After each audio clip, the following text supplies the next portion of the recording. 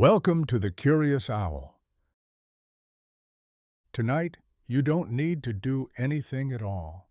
There's nowhere to go and nothing to remember. This is a quiet place for gentle curiosity, where facts are shared slowly and learning becomes a way to rest. Before we begin, just a small note. If you enjoy this calm space, you're warmly invited to subscribe or gently like or share the video so others can find their way here too. There will be no adverts during the audio tonight. Nothing to interrupt your rest.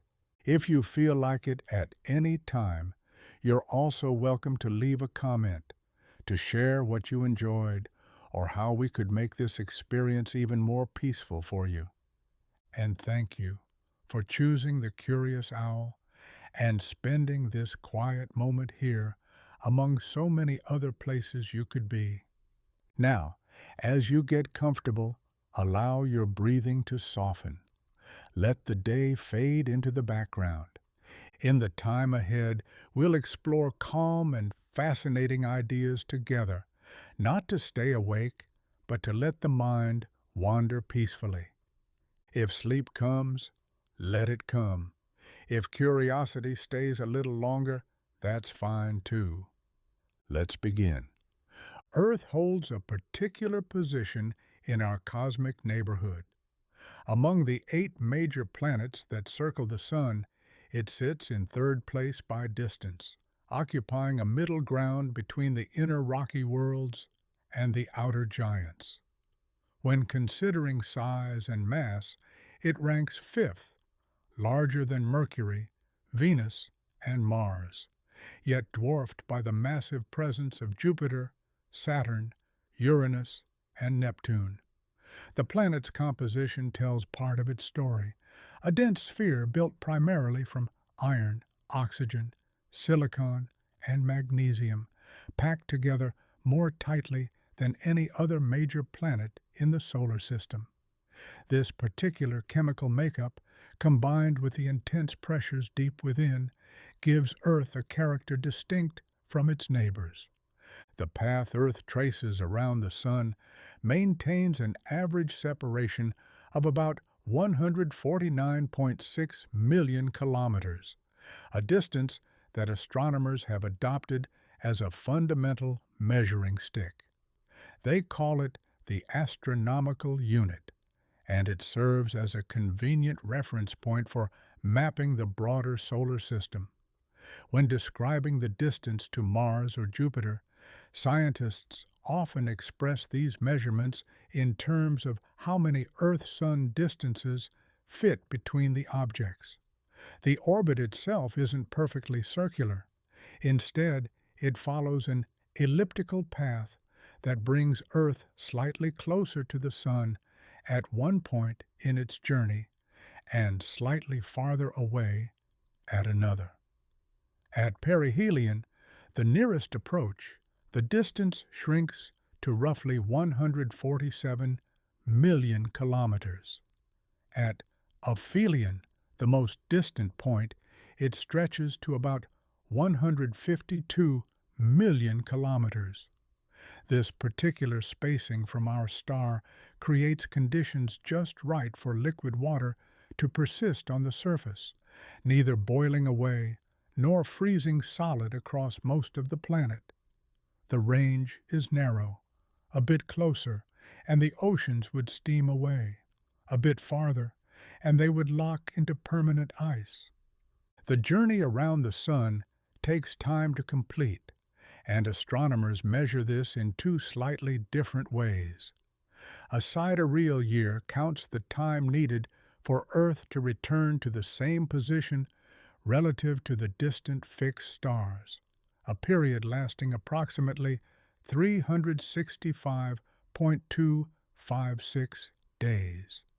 The tropical year measures something more directly connected to our experience of seasons, tracking the time between successive vernal equinoxes. This works out to about 365.242 days, just slightly shorter than the sidereal measurement. the difference arises from a slow wobble in Earth's orientation, a motion that will become more significant later in our story. But both measurements reveal the same basic. This fractional quality of the year creates a practical challenge. Our standard calendar operates in complete 24-hour days, yet Earth takes roughly 365.2422 days to complete its orbit.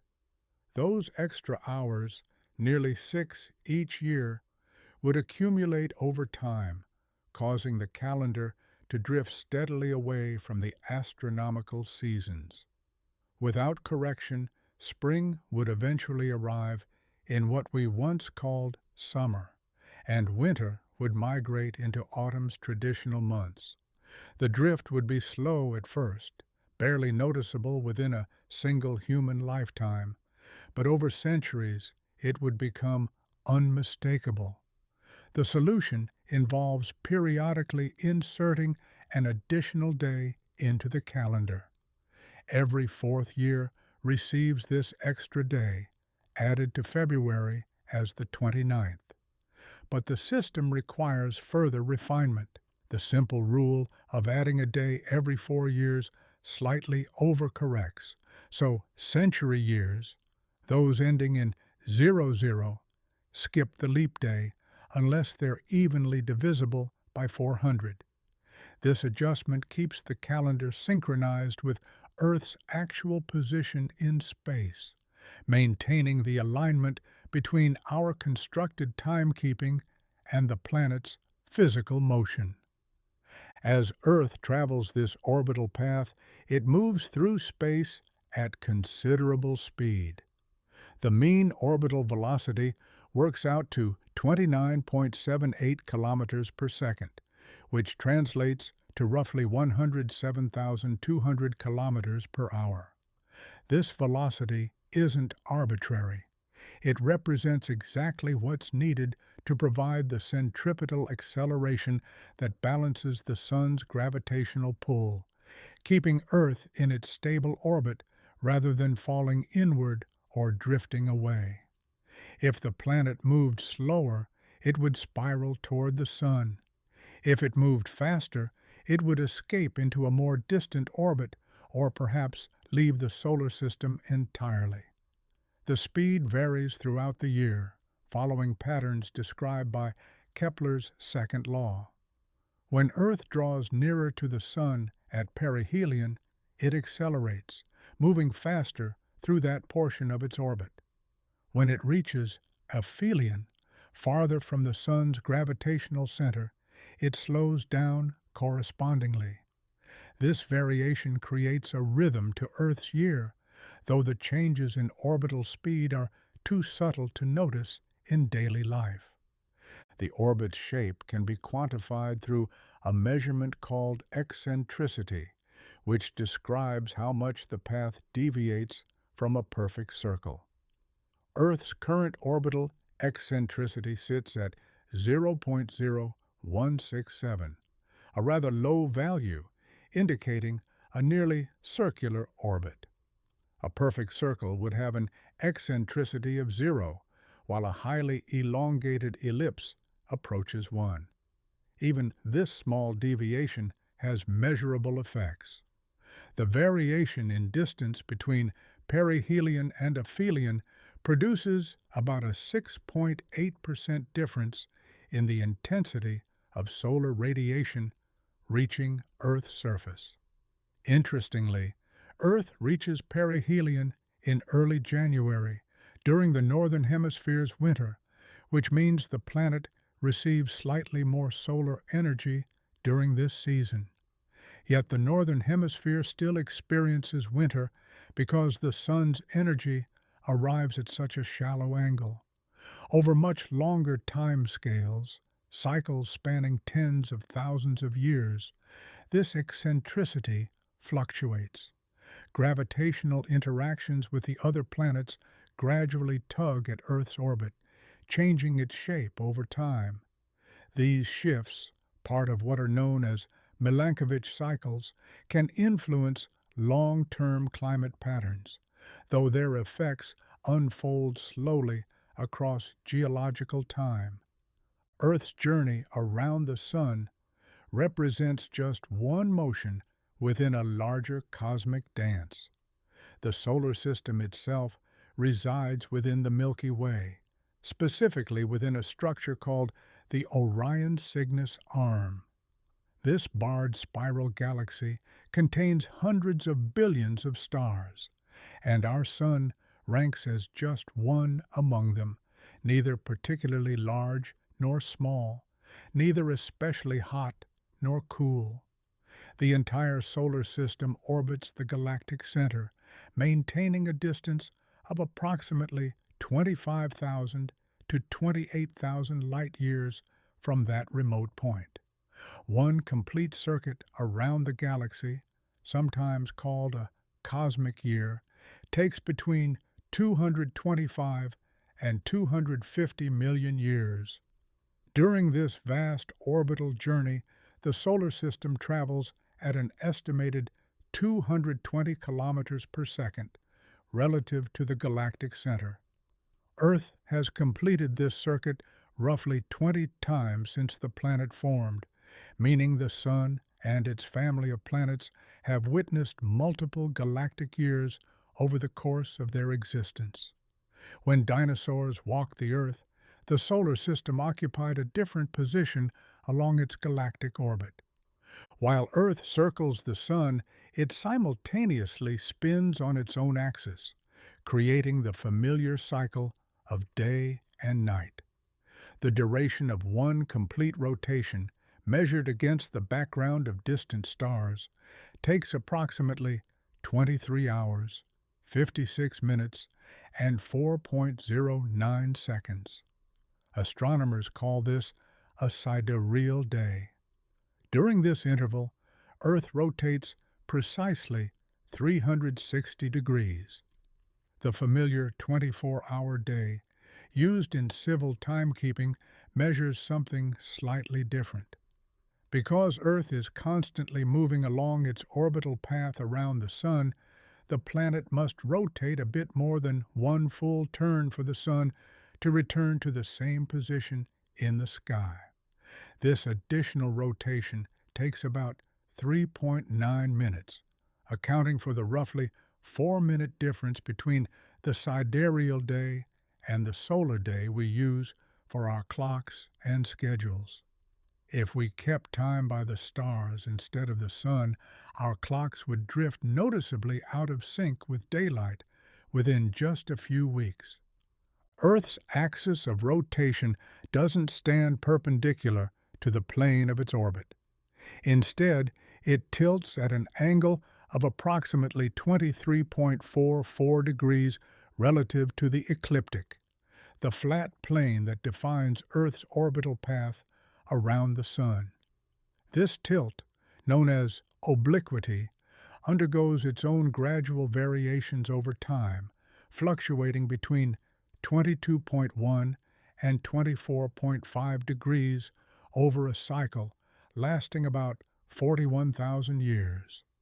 The Moon's gravitational influence plays a crucial role in stabilizing this tilt, preventing larger oscillations that would create far more extreme climatic variations. Without the Moon's presence, Earth's axial tilt might vary much more dramatically, potentially making the planet less hospitable to complex life. Some planetary scientists have speculated that Mars, lacking a large stabilizing moon, may have experienced wild swings in its axial tilt over its history, contributing to dramatic climate changes that left the planet's surface barren. This axial tilt stands as the fundamental cause of Earth's seasons. As the planet orbits the Sun, the North Pole tilts toward the Sun for half the year and away from it during the other half. When a hemisphere tilts toward the Sun, sunlight strikes that portion of the planet at a more direct angle, concentrating solar energy over a smaller surface area and producing warmer temperatures. When the same hemisphere tilts away, sunlight arrives at a shallower angle, spreading the same amount of energy across a larger area and resulting in cooler conditions.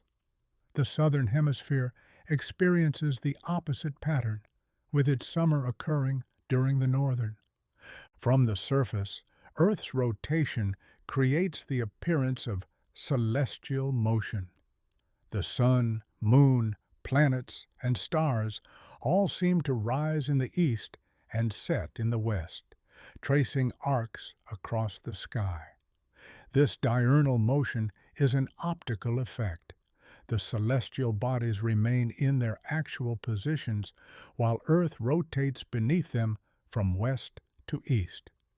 The speed of this rotation varies depending on latitude. At the equator, a point on the surface moves through space at approximately 1,670 kilometers per hour as Earth spins. Moving toward the poles, this speed decreases progressively, finally reaching zero at the geographic poles themselves, where a person would simply rotate in place once every 24 hours. This rotation generates another important effect, the Coriolis force, which influences the movement of air masses and ocean currents, helping to create the large-scale circulation patterns that govern weather and climate. The Coriolis effect is why hurricanes spin counterclockwise in the northern hemisphere and clockwise in the southern hemisphere. Throughout the year, the angle of the sun above the horizon changes in response to Earth's orbital motion and fixed axial tilt. During the summer solstice for a given hemisphere, the sun reaches its highest possible point in the sky at noon, creating the longest day and shortest night of the year. This elevated position means sunlight strikes the surface more directly, concentrating heat and producing warmer temperatures. 6 months later, at the winter solstice, the sun traces its lowest arc across the sky, remaining closer to the horizon at noon. The daylight hours shorten, and the oblique angle of incoming sunlight reduces heating efficiency. These variations in solar altitude are most pronounced at high latitudes, where the difference between summer and winter sun angles becomes dramatic. Near the equator, the variation diminishes considerably, contributing to the more consistent temperatures experienced in tropical regions. The tropics never experience the dramatic seasonal shifts familiar to people living in temperate zones. Earth's shape deviates from a perfect sphere in a way that reflects its rotation. The planet takes the form of an oblate spheroid, slightly flattened at the poles and bulging at the equator. This shape emerges from hydrostatic equilibrium acting on a rotating body. As Earth spins, centrifugal force pushes outward, especially at the equator, where rotational speed is greatest. This outward force causes material to redistribute, creating an equatorial bulge and corresponding polar flattening. Satellite measurements confirm these deviations, though they're relatively subtle in proportion to the planet's overall size. The flattening ratio works out to approximately 1 part in 298, meaning the difference is measurable but not extreme enough to be visible to the naked eye from space. To an astronaut looking back at Earth from orbit, the planet appears as a perfect sphere. The planet's dimensions reflect this non-spherical geometry. Measured from Earth's center to a point on the equator, the equatorial radius extends approximately 6,378 kilometers. The polar radius, measured from the center to either the North or South Pole reaches only about 6,357 kilometers. That 21-kilometer difference might seem modest, but it has practical implications. An observer standing at sea level on the equator is significantly farther from Earth's center of mass than someone standing at sea level at the poles. This variation matters for GPS technology, which must account for these differences to provide accurate positioning. Satellite orbit calculations similarly require precise knowledge of Earth's shape to maintain stable trajectories. Without these corrections, navigation systems would accumulate errors rapidly. Earth's total surface area encompasses approximately 510 million square kilometers, providing an immense interface where atmosphere meets solid and liquid surfaces. This vast area is divided unevenly between land and water. Roughly 71% lies beneath the oceans, while the remaining 29% forms continents and islands. This surface serves as the stage for complex energy exchanges, with solar radiation heating different regions unevenly and internal geothermal heat flowing outward from the interior. The distribution of this area across various latitudes affects how heat spreads around the planet, influencing climate patterns and supporting the diverse range of environments where life has taken hold. The uneven distribution of land and water also affects climate. Ocean-dominated hemispheres experience more moderate temperatures than land-dominated ones. Calculating Earth's mass requires applying the laws of universal gravitation to observed phenomena. By studying the Moon's orbit and tracking artificial satellites, scientists have determined that Earth's mass totals approximately 5.97 times 10 to the 24th power kilograms. This enormous mass is distributed unevenly throughout the planet. The dense metallic core, composed primarily of iron and nickel, accounts for a substantial portion of the total, while the thin rocky crust represents only a tiny fraction. This mass provides the gravitational force necessary to hold on to a thick atmosphere and maintain the Moon in its orbital dance, preventing both from escaping into space. Smaller planets lack sufficient mass to retain substantial atmospheres over geological time. With an average density of 5.51 grams per cubic centimeter, Earth stands as the densest of the 8 major planets. This high density stems from the planet's composition and internal structure. The large metallic core contributes significantly, as iron and nickel pack together far more tightly than the rocky minerals that dominate the outer layers. The crust itself has densities ranging from 2.7 to 3.0 grams per cubic centimeter, lower than the planet's average. The immense pressure deep within Earth's interior compresses materials further, increasing the mean density beyond what the same materials would exhibit at the surface. This distinguishes Earth from the gas giants, whose compositions of hydrogen and helium result in much lower densities, and from the other terrestrial planets, which lack Earth's substantial iron core. Saturn, despite its enormous size, would actually float in water if such an ocean could be found.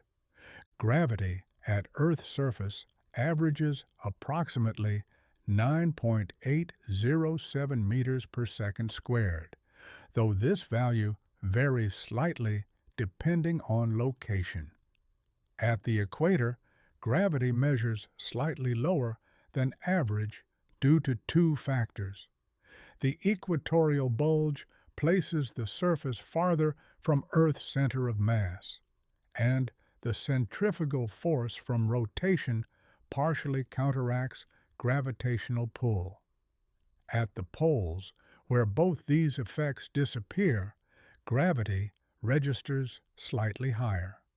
Beyond these broad patterns, local variations called gravity anomalies occur throughout the planet. Dense crustal rocks beneath mountain ranges can increase local gravity slightly, while deep ocean trenches where less dense water replaces rock can decrease it.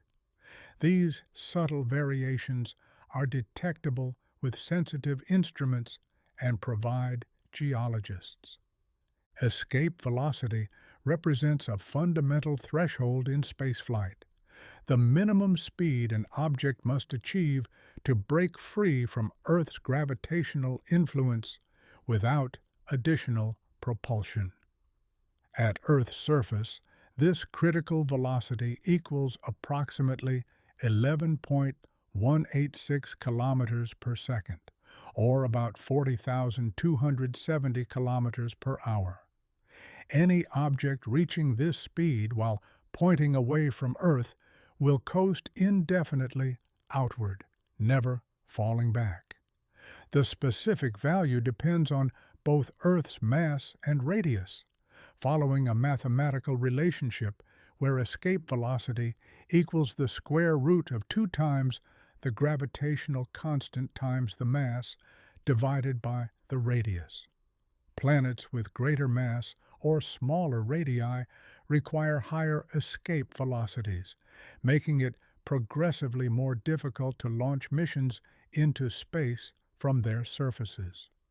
Jupiter's escape velocity, for instance, exceeds 60 kilometers per second, making it far more challenging to launch spacecraft from that giant world. The division between water and land on Earth's surface creates a distinctive character unique among the terrestrial planets. Saline oceans cover approximately 361 million square kilometers, claiming 71% of the total surface area.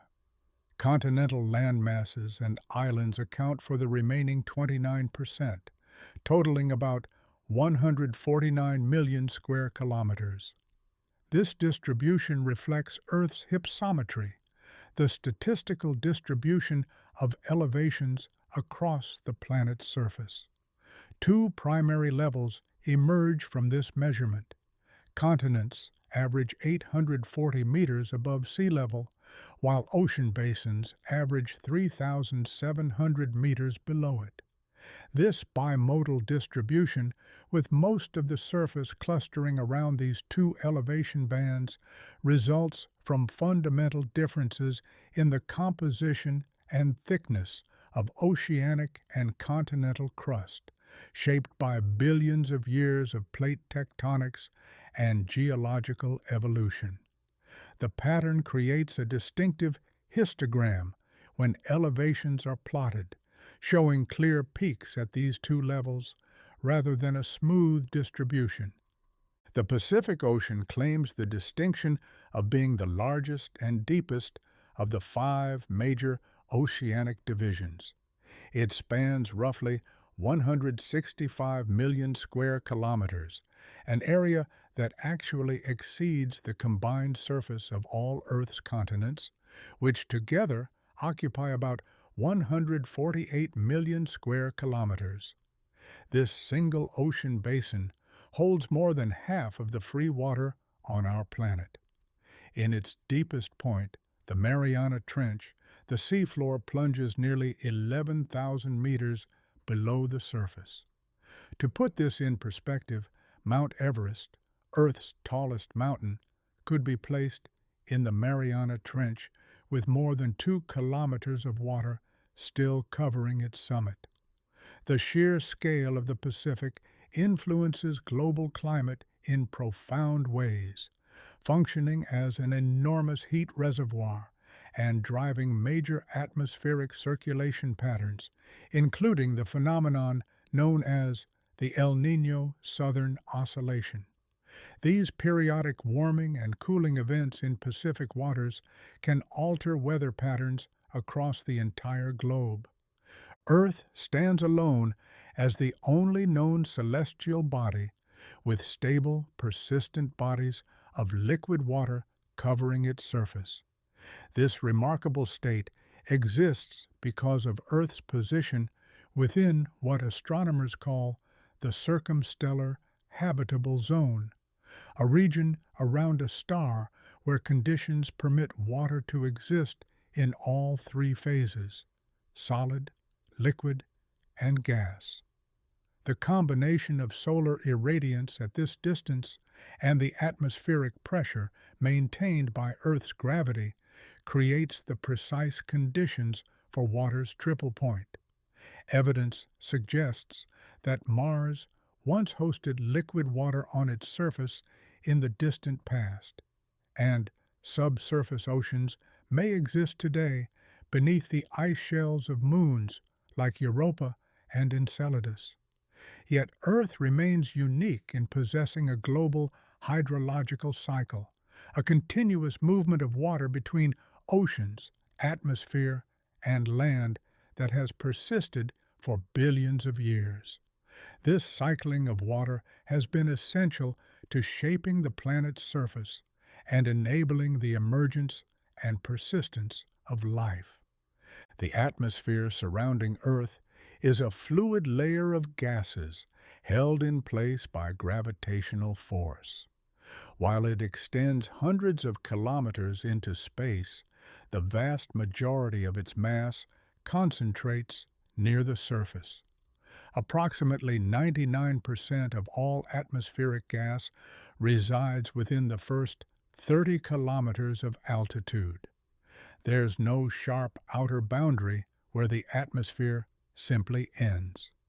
Instead, the gas particles gradually thin out until their density matches that of the interplanetary medium, the sparse matter drifting through the space between planets.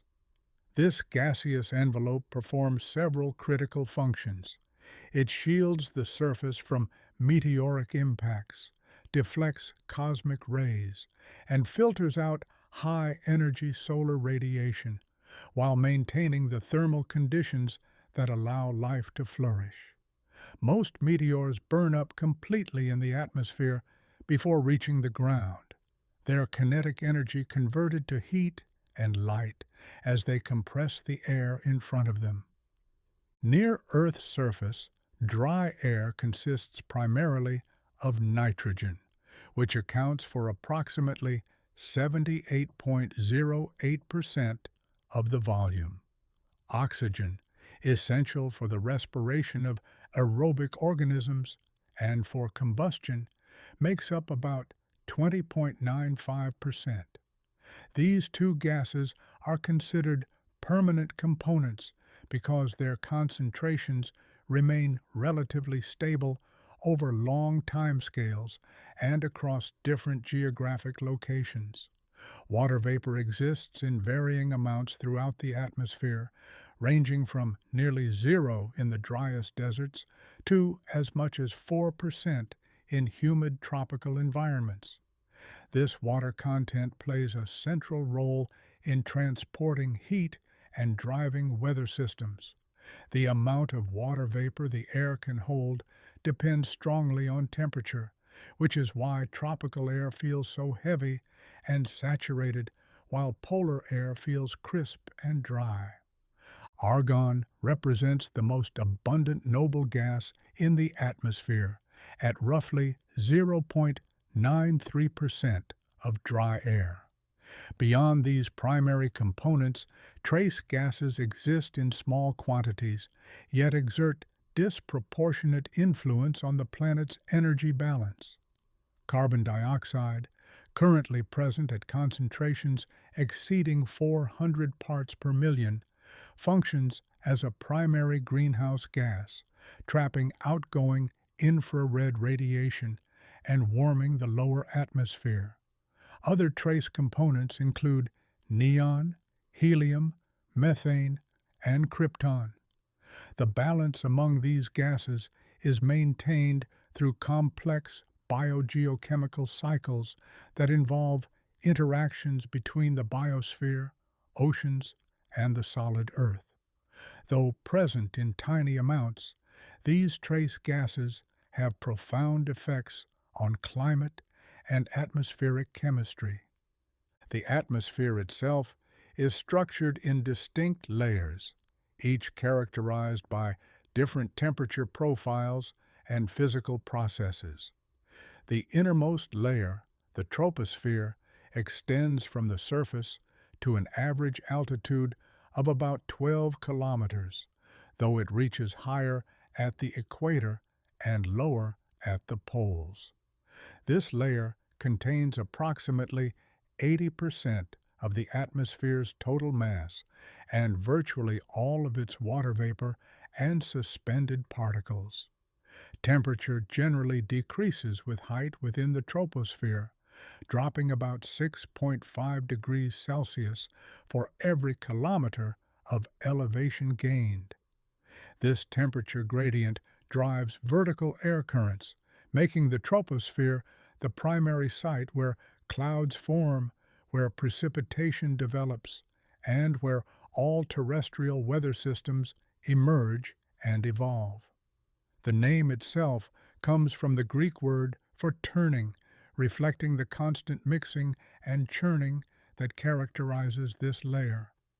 Above the troposphere lies the stratosphere, extending to roughly 50 kilometers altitude.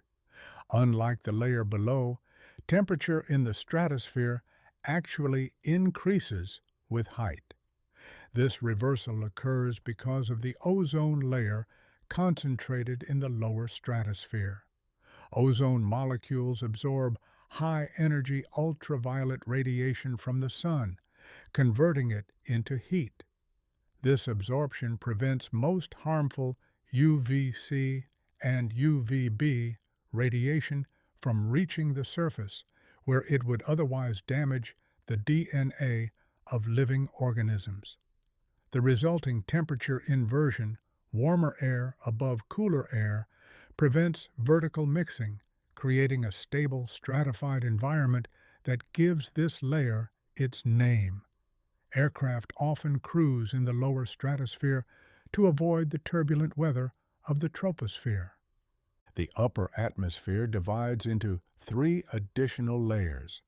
The mesosphere, extending from 50 to 85 kilometers, sees temperatures drop to the lowest levels found anywhere in the atmosphere, reaching approximately negative 90 degrees Celsius.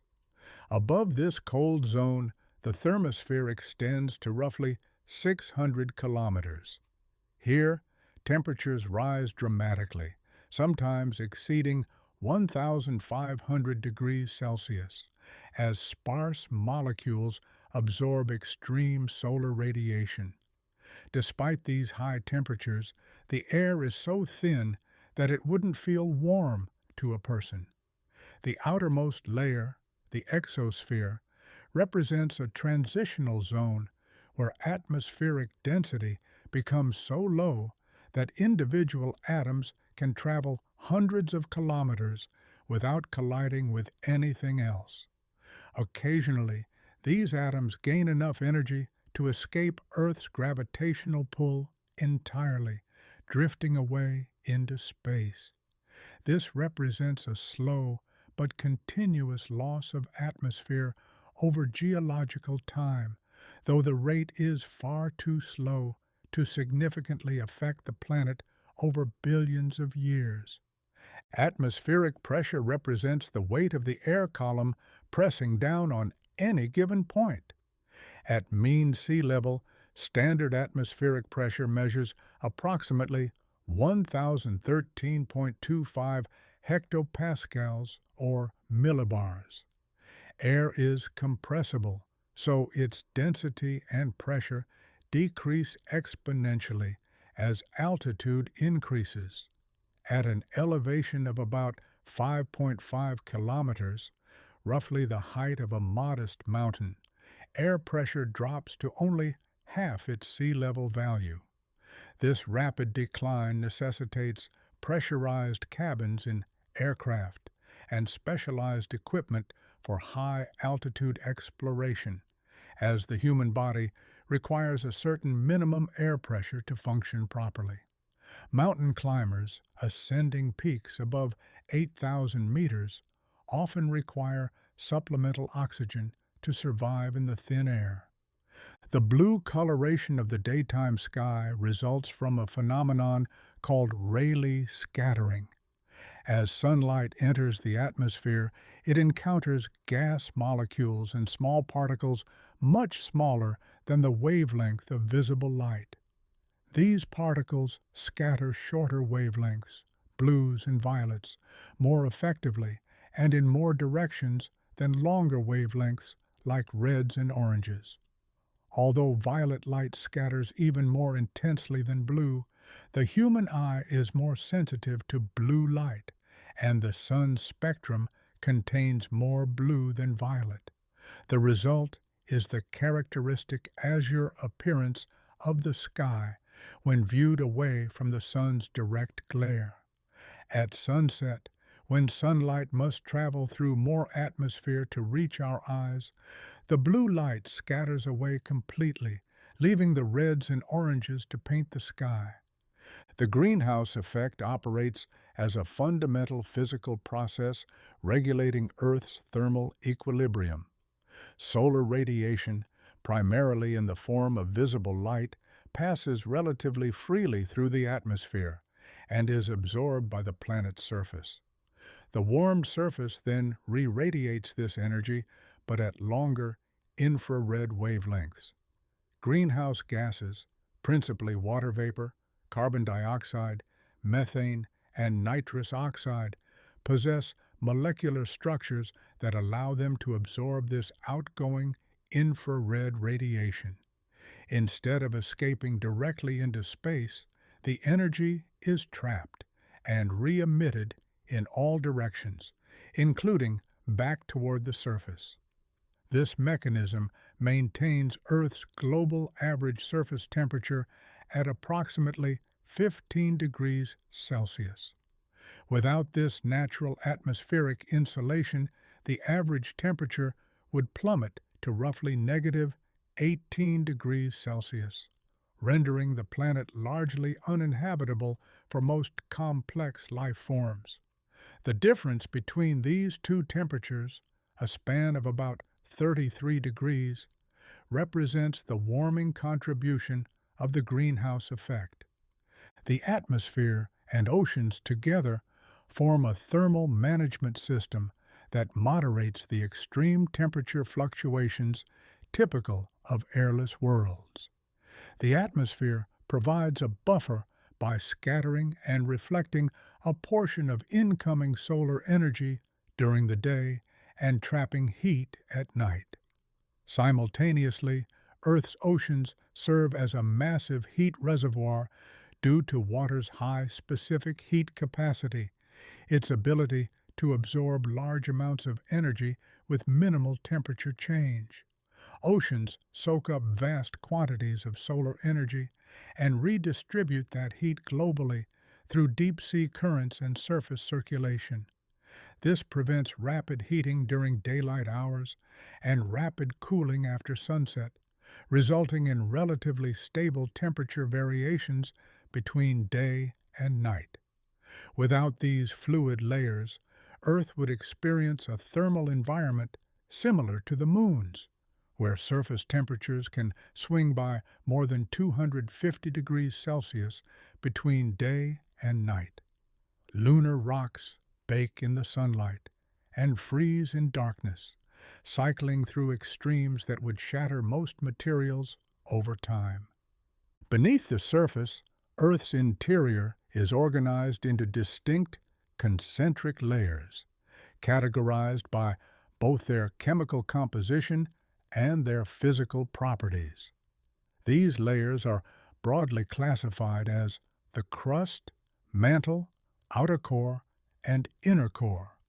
This stratified structure resulted from planetary differentiation during Earth's early formation. As the young planet was still molten and pliable, denser materials like metals sank toward the center under gravity's influence, while lighter silicate minerals migrated toward the exterior. Scientists map these internal boundaries and determine the physical state of each layer by studying seismic waves, specifically how P waves and S waves. The crust forms the planet's outermost silicate shell, representing less than 1% of Earth's total volume. It's a rigid, brittle layer that varies significantly in thickness and composition depending on location. The boundary separating the crust from the underlying mantle is known as the Mohorovičić discontinuity, often shortened to simply the MOHO. At this interface, seismic waves undergo a sharp increase in velocity, indicating a transition from the lower density rocks of the crust to the higher density peridotite rocks of the upper mantle. This boundary was discovered in 1909 by Croatian seismologist Andrija Mohorovičić, who noticed the abrupt change in wave speeds while studying earthquake records. Continental crust and oceanic crust exhibit fundamental differences. Continental crust is relatively thick, ranging from 30 to 70 kilometers, and consists primarily of granitic rocks rich in aluminum and silica. It's significantly less dense than oceanic crust, which allows continents to float higher on the mantle beneath them. Oceanic crust, in contrast, is much thinner, typically just 5 to 10 kilometers thick, and composed of dense basaltic rocks rich in magnesium and iron. Because it's both denser and thinner, oceanic crust sits lower in the mantle, forming the deep basins that contain the world's oceans. The contrast between these two types of crust explains why oceans and continents occupy such different elevations. The mantle is the largest layer by volume, extending from the base of the crust down to a depth of approximately 2,900 kilometers. It consists primarily of solid silicate minerals like olivine and pyroxene. Although the mantle is solid, the extreme temperatures and pressures within it allow the rock to behave as a plastic or viscoelastic fluid over geological timescales. This permits solid-state creep, a process where rock can slowly deform and flow without actually melting. The movement occurs through the migration of crystal defects and the gradual rearrangement of mineral grains, processes that happen far too slowly to observe directly, but accumulate over millions of years. Heat remaining from Earth's formation, combined with ongoing decay of radioactive isotopes like uranium and thorium, drives thermal convection within the mantle. Hotter, less dense material rises toward the crust, while cooler, denser material sinks back toward the core. These convection currents serve as the primary mechanism for transporting internal heat to the surface. This movement exerts frictional forces on the overlying lithospheric plates, functioning as a fundamental driver of plate tectonics, the process responsible for continental drift, seafloor spreading, and mountain building. The pattern of convection remains complex and three-dimensional, with plumes of hot material rising from deep within and sheets of cold material descending at subduction zones. The core mantle boundary marks the transition to the outer core, a layer approximately 2,260 kilometers thick. Unlike the solid mantle above it, the outer core exists as a low-viscosity liquid composed predominantly of iron and nickel, with trace amounts of lighter elements like sulfur and oxygen. The liquid state persists because temperatures in this region exceed the melting point of the iron alloy at these specific pressures. The movement of this molten metal is highly turbulent, influenced by both thermal convection and the Coriolis effect generated by Earth's rotation. The boundary between mantle and core represents one of the most dramatic transitions anywhere in the planet, separating silicate rock from liquid metal. At the planet's center lies the inner core, a solid sphere with a radius of approximately 1,220 kilometers. Although temperatures here are estimated to reach as high as 5,400 degrees Celsius, comparable to the surface of the Sun, the inner core remains solid because of immense gravitational pressure. This extreme pressure raises the melting point of iron beyond the ambient temperature, forcing the metal to crystallize despite the intense heat. The inner core grows slowly over time as Earth cools, and liquid from the outer core crystallizes at the boundary. This growth releases latent heat and lighter elements, which help drive convection in the outer core. The motion of conductive liquid iron in the outer core generates Earth's magnetic field through a process known as the geodynamo. As the liquid metal flows, it creates electric currents, which in turn produce magnetic fields. Earth's rotation organizes these motions into a pattern that aligns the magnetic field roughly with the planet's rotational axis. This magnetic field extends far into space, forming a protective magnetosphere that deflects the solar wind, a stream of charged particles constantly flowing outward from the Sun. Without this magnetic shield, high-energy particles would gradually strip away the atmosphere, much as they appear to have done on Mars, which lost its global magnetic field billions of years ago. The dynamo operates through a self-sustaining process where motion generates magnetic fields, which in turn influence the motion of the conducting fluid. Earth's lithosphere, the rigid outermost shell comprising the crust and the uppermost mantle, is fragmented into approximately 15 major tectonic plates and numerous smaller ones. These plates rest upon the asthenosphere, a semi-fluid layer of the mantle that allows for lateral movement. The interactions at the boundaries where these plates meet are responsible for the primary geological features and activities observed on the surface. The theory of plate tectonics serves as the unifying framework in the geosciences, synthesizing observations of continental drift, seafloor spreading, and seismic activity into a single explanatory model. Before this theory emerged in the 1960s, the dynamic nature of Earth's surface remained largely mysterious.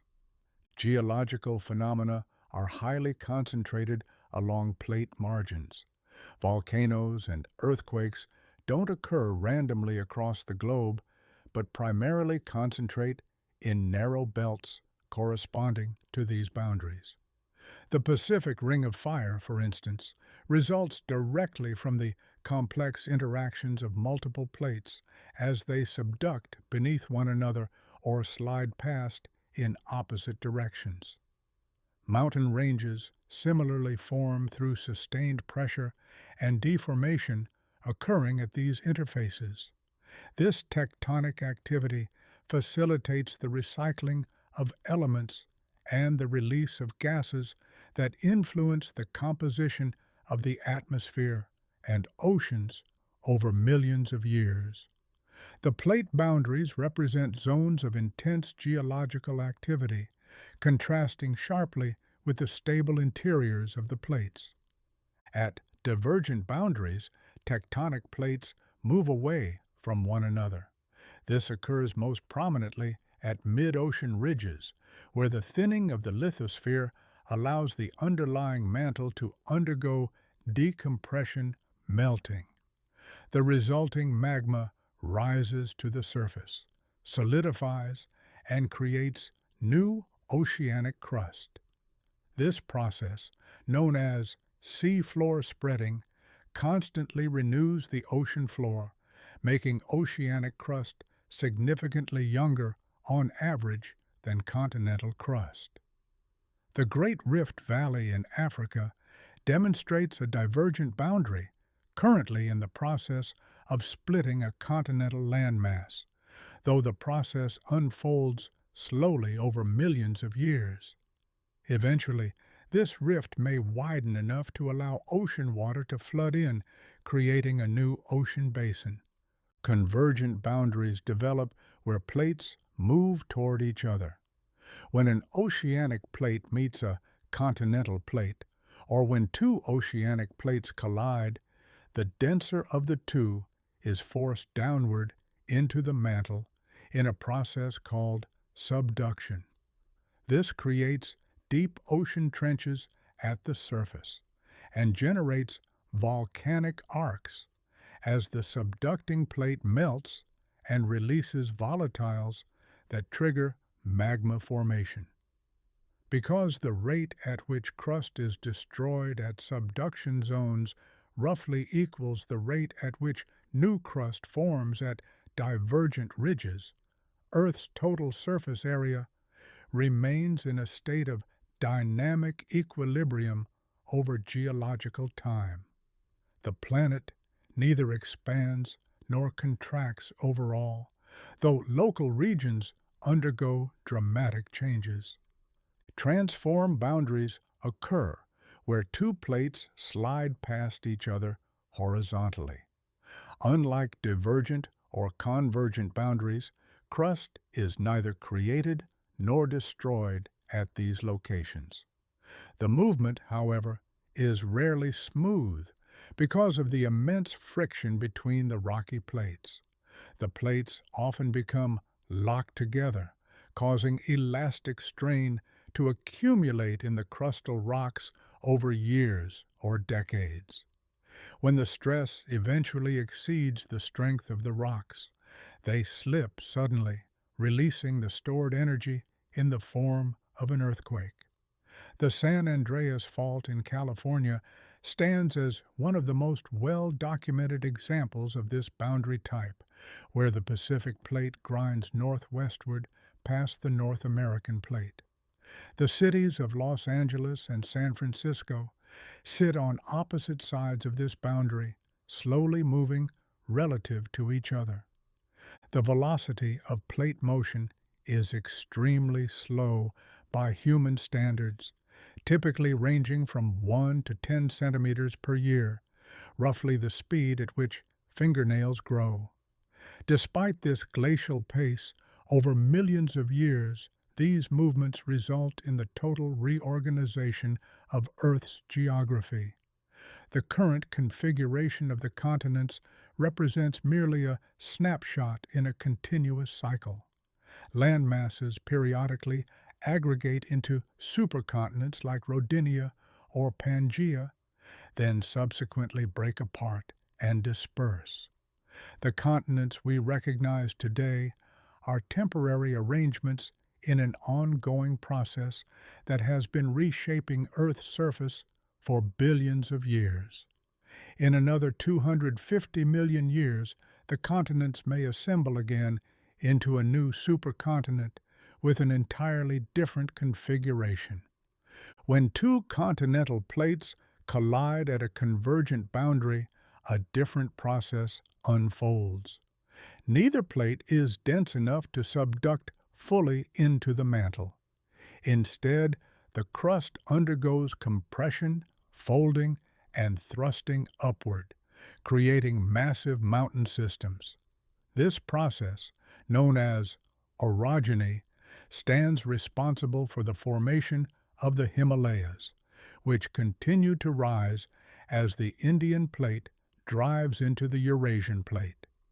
These collision zones are characterized by extreme crustal thickening and frequent seismic activity, though they lack the widespread volcanism found at subduction zones where oceanic plates descend into the mantle. The Himalayan region contains some of the thickest crust on Earth, reaching depths of 70 kilometers or more. Earthquakes represent the physical manifestation of sudden energy release within Earth's lithosphere. This energy transmits outward in the form of seismic waves, radiating from the focus or hypocenter where the rupture occurs. Two main types of waves travel through Earth's interior. Primary waves, or P waves, move faster and can pass through both solids and liquids. Secondary waves, or S waves, travel more slowly and cannot pass through liquid media. This difference in behavior becomes crucial when scientists study the planet's interior structure. Surface waves, which travel along Earth's exterior, cause most of the shaking and damage during earthquakes. Seismology, the scientific study of these seismic waves, provides the primary evidence for Earth's internal layering. By analyzing how waves accelerate, slow down, or disappear entirely as they pass through different materials, scientists can infer the depth, density, and physical state of the mantle and core. Shadow zones, regions where certain seismic waves fail to appear following an earthquake, were essential in proving the existence of the liquid outer core. When S waves suddenly disappear on the opposite side of the planet from a major earthquake, it reveals they encountered liquid iron that they cannot traverse. Similarly, the behavior of P waves helped confirm the presence of the solid inner core at the planet's center. The entire internal structure of Earth has been mapped through careful analysis of waves from thousands of earthquakes. Earth originated approximately 4.54 billion years ago through a process called accretion within the solar nebula. Following the Sun's formation, residual dust and gas began to coalesce into small bodies called planetesimals. These objects collided and merged under gravitational influence, generating immense heat from kinetic impacts and radioactive decay. The timeline of this formation is precisely constrained using radiometric dating of lead isotopes in chondritic meteorites, primitive rocky fragments considered the building blocks of the solar system, as well as ancient lunar samples brought back by Apollo missions.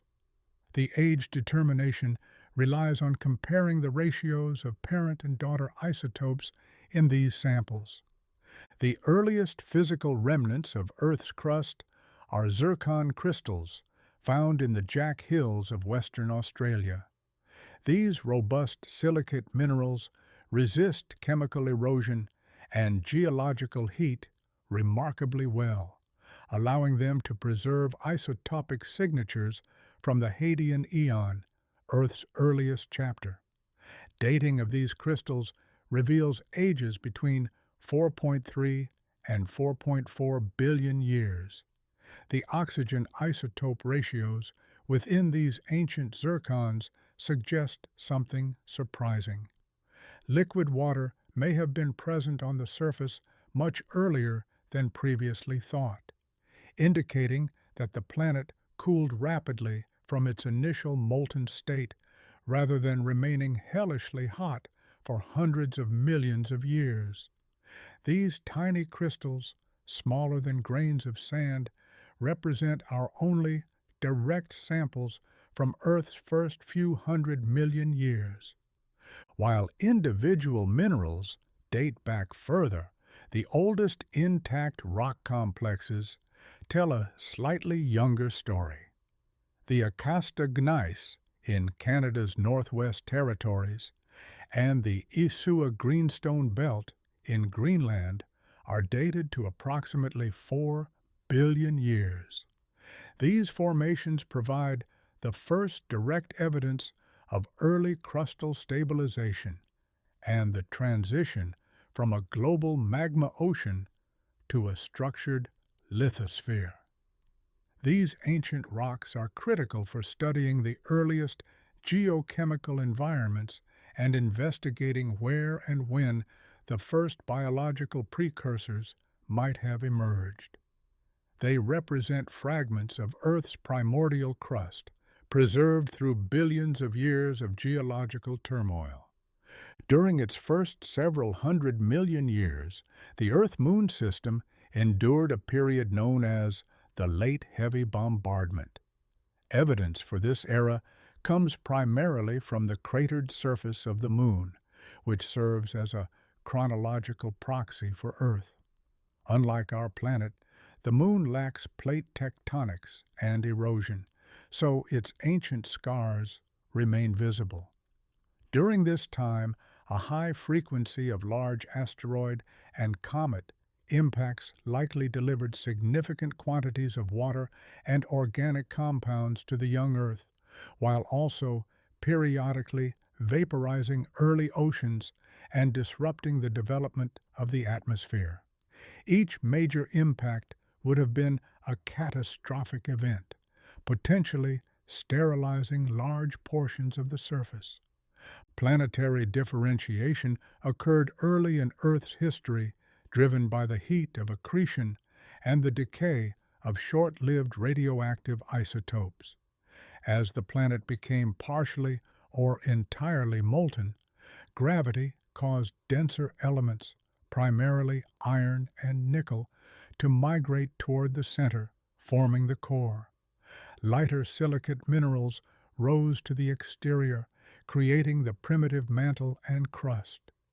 This separation established the distinct chemical layers of the planet and initiated the geodynamo, which generated the protective magnetosphere that remains essential for maintaining an atmosphere against the constant pressure of the solar wind.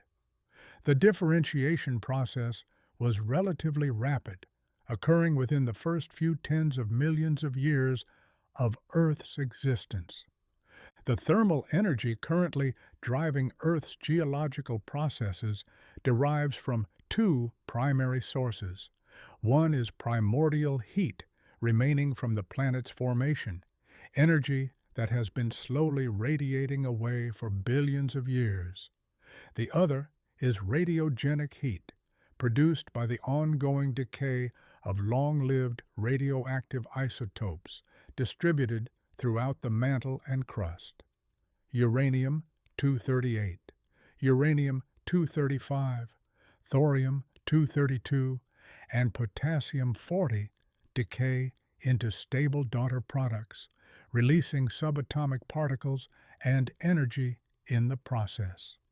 This internal heat budget maintains the mantle in a plastic state, enabling the convection currents that drive plate tectonics and all the geological activity that flows from it. Without this internal heat source, Earth would have cooled and become geologically dead billions of years ago. The geological timescale is a system of chronological measurement that relates rock layers to time. It's structured hierarchically into eons, eras, periods, and epochs. These divisions aren't arbitrary. They're defined by significant events in the rock record, mass extinctions, major climatic shifts, or the first appearance of specific fossil groups. Scientists mark these boundaries with what they call golden spikes, reference points in particular rock formations that serve as global standards. This framework allows researchers to synchronize geological events across different continents and reconstruct a coherent narrative of the planet's physical and biological evolution.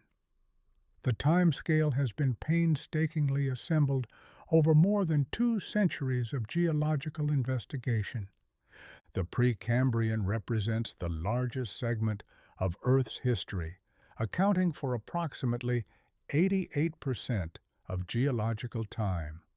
It encompasses 3 eons: the Hadean, Archean, and Proterozoic, extending from the planet's formation to the beginning of the Cambrian period, roughly 541 million years ago. This vast era witnessed the formation of the first continents, the oxygenation of the atmosphere through cyanobacterial photosynthesis, and the evolution of the first eukaryotic cells with their complex internal structures. Despite its immense length, the Precambrian record is less detailed than later eras because hard-shelled organisms were rare, leaving fewer fossils to mark the passage of time. Most Precambrian life remained microscopic and soft-bodied. The Phanerozoic eon began 541 million years ago and continues to the present day. Its commencement is marked by the Cambrian explosion, a rapid diversification of multicellular life forms with mineralized skeletons that suddenly appear in the fossil record. This eon is characterized by the colonization of land by plants and animals, the formation and breakup of the supercontinent Pangaea, and several major mass extinction events that reset the trajectory of biological evolution. The abundance of macroscopic fossils in Phanerozoic strata provides a high-resolution record of biological adaptation and environmental change, allowing scientists to trace the rise and fall of different organisms with considerable precision. This more recent portion of Earth's history reveals itself in far greater detail. Scientific reconstruction of past environments relies on various types of proxy data embedded in the geological record. Stable isotopes of oxygen in ice cores and carbonate shells indicate historical temperature fluctuations and changes in ice volume. Fossil assemblages reveal how entire biological communities migrated in response to climate change. The chemical composition of ancient soils, called paleosols, provides information about weathering conditions and vegetation. Trapped air bubbles in amber or ice preserve actual samples of ancient atmospheres, revealing past levels of carbon dioxide and other gases. Together, these lines of evidence allow scientists to model past hothouse and icehouse climates, providing context for understanding modern environmental transitions. Each proxy offers a different window into the past, and combining multiple lines of evidence produces the most reliable reconstructions. Earth's hydrosphere encompasses the total mass of water found on, under, and above the surface of the planet. This includes approximately 1.38 billion cubic kilometers of water existing in liquid form within oceans, rivers, and aquifers, in solid form as glaciers, and ice sheets, and in gaseous form as atmospheric water vapor. The hydrosphere exists in constant motion and phase transition, facilitating the transport of energy and matter across the global environment. It interacts intimately with the atmosphere, lithosphere, and biosphere, acting as a primary driver for weather patterns, erosion, and the maintenance of life. Water moves continuously between these different states and locations, never remaining static for long. The global ocean represents the most prominent component of the hydrosphere, containing roughly 97.5% of all surface water. This vast body of saline water divides into five major basins: the Pacific, Atlantic, Indian, Southern, and Arctic. Because of its immense volume and high heat capacity, the ocean serves as the planet's primary thermal and chemical buffer.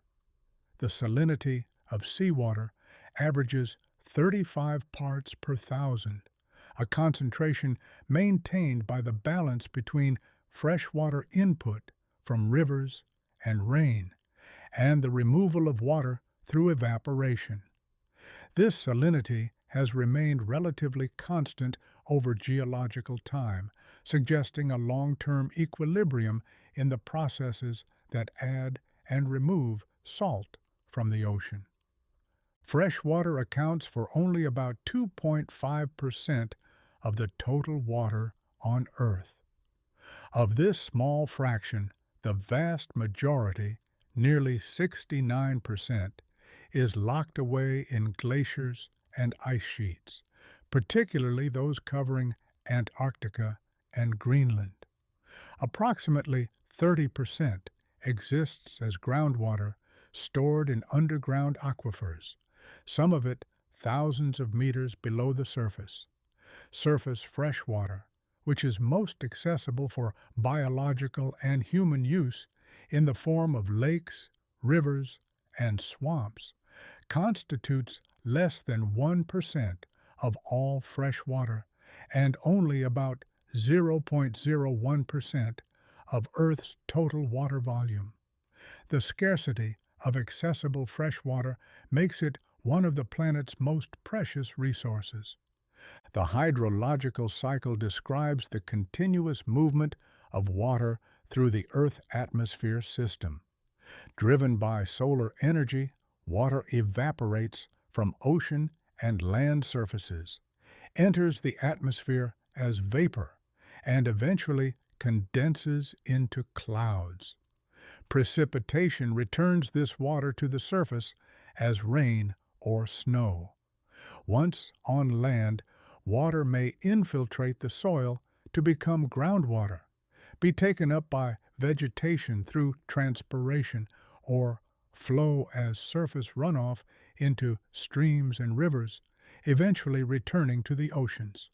This cycle is essential for purifying water through distillation and redistributing it across the globe, ensuring that even regions far from the ocean receive moisture.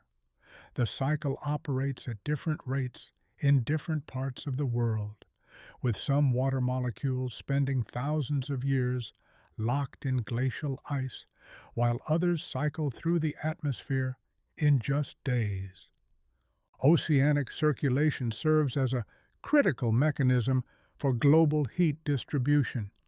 Surface currents, driven primarily by atmospheric wind patterns and the Coriolis effect, move water in large circular patterns known as gyres.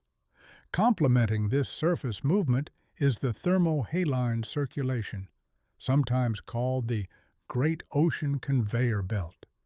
This deep water circulation is driven by differences in water density caused by variations in temperature and salinity. Cold, salty water in polar regions becomes dense and sinks, flowing along the ocean floor toward the equator, while warmer surface water moves poleward to replace it. This circulation moves vast quantities of heat from tropical regions toward the poles, significantly moderating the climate of coastal land masses that would otherwise be much colder. Without this oceanic heat transport, the temperature difference between equator and poles would be far more extreme. The world's oceans function as a major carbon sink, absorbing approximately 25 to 30% of the carbon dioxide released into the atmosphere by human activities, such as the burning of fossil fuels. This absorption occurs through physical processes, where carbon dioxide dissolves into surface waters, and biological processes, where phytoplankton utilize carbon during photosynthesis. While this helps mitigate atmospheric warming, the increased concentration of dissolved carbon dioxide reacts with seawater to form carbonic acid. This process leads to ocean acidification, which reduces the availability of carbonate ions necessary for calcifying organisms like corals and mollusks to build their shells and skeletons. The ocean's capacity to absorb carbon dioxide decreases as it becomes more saturated, creating a feedback loop that could accelerate atmospheric warming. In addition to absorbing carbon, the oceans have sequestered approximately 90% of the excess thermal energy trapped in the Earth system by anthropogenic greenhouse gases. Water possesses a much higher specific heat capacity than air, meaning it can absorb large amounts of heat with a relatively small increase in temperature. This thermal uptake has slowed the rate of atmospheric warming, but has resulted in a steady increase in ocean temperatures, leading to changes in marine ecosystems and contributing to the bleaching of coral reefs when water temperatures exceed the tolerance thresholds of the symbiotic algae that corals depend upon. The warming also affects ocean circulation patterns and the distribution of marine species. The cryosphere consists of those portions of Earth's surface where water exists in solid form. This includes sea ice, lake ice, river ice, snow cover, glaciers, ice caps, ice sheets, and frozen ground.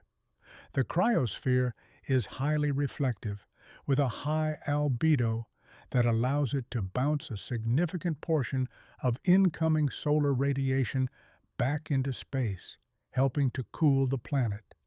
Changes in the cryosphere, such as the seasonal melting of sea ice or the long-term retreat of mountain glaciers, serve as sensitive indicators of global climate shifts, responding visibly to changes in temperature and precipitation patterns.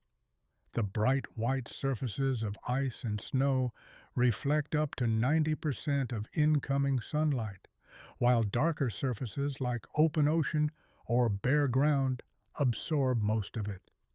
Global mean sea level is currently rising at an accelerating rate, driven by two primary physical mechanisms. The first is thermal expansion. As the ocean absorbs heat, water molecules move more vigorously and occupy more space, causing the volume of the ocean to increase even without adding more water. The second mechanism is the influx of fresh water from the melting of terrestrial ice, specifically mountain glaciers, and the massive ice sheets covering Greenland and Antarctica. Unlike the melting of floating sea ice, which displaces its own volume and doesn't significantly change sea level, the transition of ice from land into the ocean directly contributes to the rising volume of the world's seas. Current rates of sea level rise are measured in millimeters per year, but these small increments accumulate over time and threaten coastal communities worldwide. Earth's magnetic field originates from the geodynamo process within the liquid outer core and extends tens of thousands of kilometers into space. This region of magnetic influence is known as the magnetosphere. It functions as a planetary shield, deflecting the majority of the solar wind, a stream of high-energy charged particles, primarily electrons and protons, continuously emitted by the sun. Without this protection, the solar wind would gradually strip away the upper layers of the atmosphere through a process of particle collision and escape. This atmospheric erosion is believed to have significantly altered the evolution of Mars, which lost its global magnetic field billions of years ago. The comparison between Earth and Mars highlights the critical importance of magnetic shielding for maintaining a habitable atmosphere. The geometry of the magnetic field approximates that of a dipole, resembling the field produced by a tilted bar magnet. However, because the field is generated by the complex, turbulent motion of molten iron and nickel rather than a static source, it remains highly dynamic.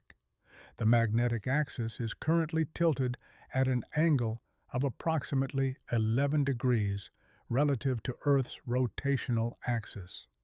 Because the fluid motion in the core constantly shifts, the intensity and orientation of the field undergo continuous secular variation, slow changes that accumulate over years and decades. Historical records show that the position of the magnetic North Pole has wandered considerably over the past few centuries, and this drift continues today. The magnetic poles are not fixed points, but migrate across Earth's surface at rates of several kilometers per year. Periodically, throughout geological history, the magnetic field undergoes a complete polarity reversal, where the magnetic north and south poles exchange positions. These reversals occur at irregular intervals, ranging from tens of thousands to millions of years. During a reversal, the dipole field weakens significantly and becomes more complex before stabilizing in the opposite orientation.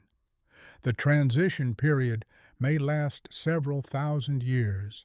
Scientists remain uncertain about what triggers these reversals, though they appear to result from instabilities in the fluid motions within the outer core.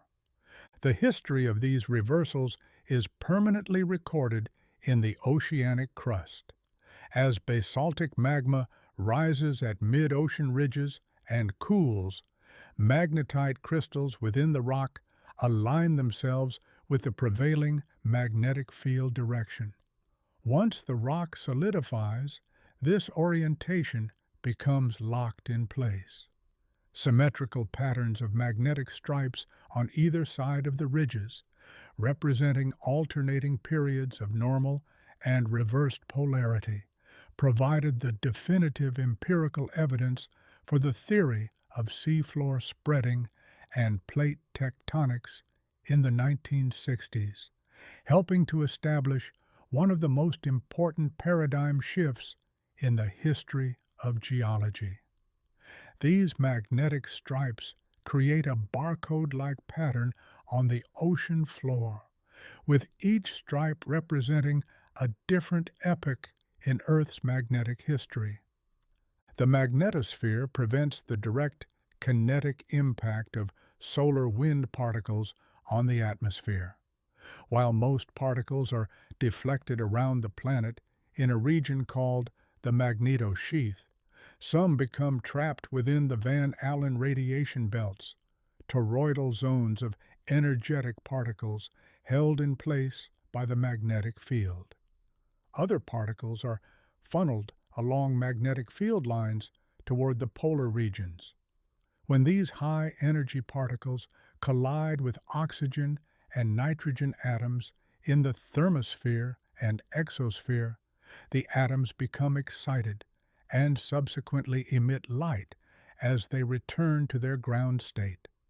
This phenomenon, known as the aurora borealis in the north and aurora australis in the south, occurs primarily within auroral ovals centered around the magnetic poles, creating shimmering curtains of green, red, and purple light in the night sky.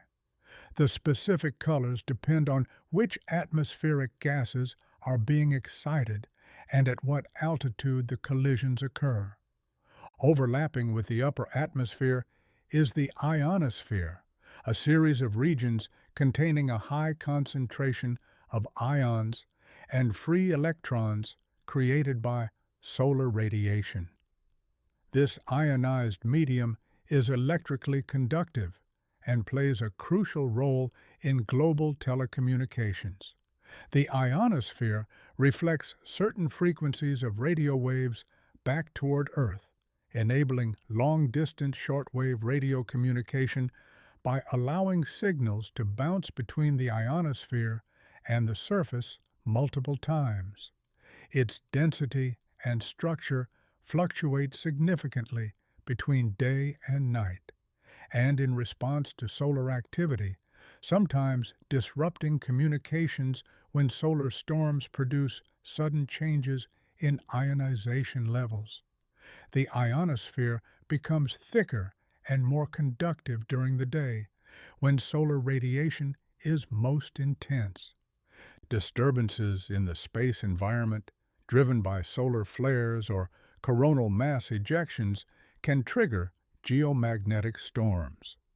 These events occur when the solar wind's magnetic field interacts strongly with Earth's magnetosphere, causing rapid fluctuations in the intensity of our planet's magnetic field. Such storms can induce powerful electric currents in the ground and in man-made structures, potentially disrupting satellite operations, GPS navigation, and high-voltage power grids on the surface. During particularly intense geomagnetic storms, auroras can be visible at much lower latitudes than usual, sometimes appearing as far south as the northern United States or even farther. Historical records describe auroras visible from tropical latitudes during extreme solar events. Geomagnetic surveys conducted on land, at sea, and from the air allow scientists to map magnetic anomalies in Earth's crust. These anomalies arise from variations in the concentration of magnetic minerals within different rock types. Mapping these variations has become a standard technique in geophysical exploration, used to identify mineral deposits, track the movement of tectonic plates, and delineate the structure of deep-seated geological formations that lie buried beneath layers of sediment. The technique has proven particularly valuable in locating ore deposits and understanding crustal structure in regions where direct observation is difficult. The study of Earth's magnetism, or geomagnetism, relies on a multi-scalar observation network. Ground-based observatories provide high-precision, long-term data on field changes at specific locations, accumulating decades or even centuries of continuous measurements. Specialized satellites provide global coverage of the field's intensity and shape, capturing variations that ground stations might miss. To extend this record into the deep past, researchers utilize paleomagnetism, analyzing the residual magnetism found in ancient rocks, pottery, and volcanic flows to reconstruct the movement of continents and trace the historical behavior of the geodynamo. Climate is defined as the statistical description of the atmosphere over periods typically ranging from 30 years to millennia. Unlike weather, which describes short-term atmospheric variability measured in hours or days, climate represents the long-term state of a region's temperature, humidity, atmospheric pressure, wind, and precipitation. This state is governed by the net balance between incoming shortwave solar radiation and outgoing long-wave infrared radiation. Any factor that alters this balance, known as radiative forcing, will cause the climate to transition toward a new equilibrium state. The climate system possesses considerable inertia, meaning changes unfold over years to centuries rather than instantaneously. Natural climate variability is driven by several forcing mechanisms operating on different time scales. Changes in total solar irradiance can influence the overall energy input to the system, though these variations are relatively small.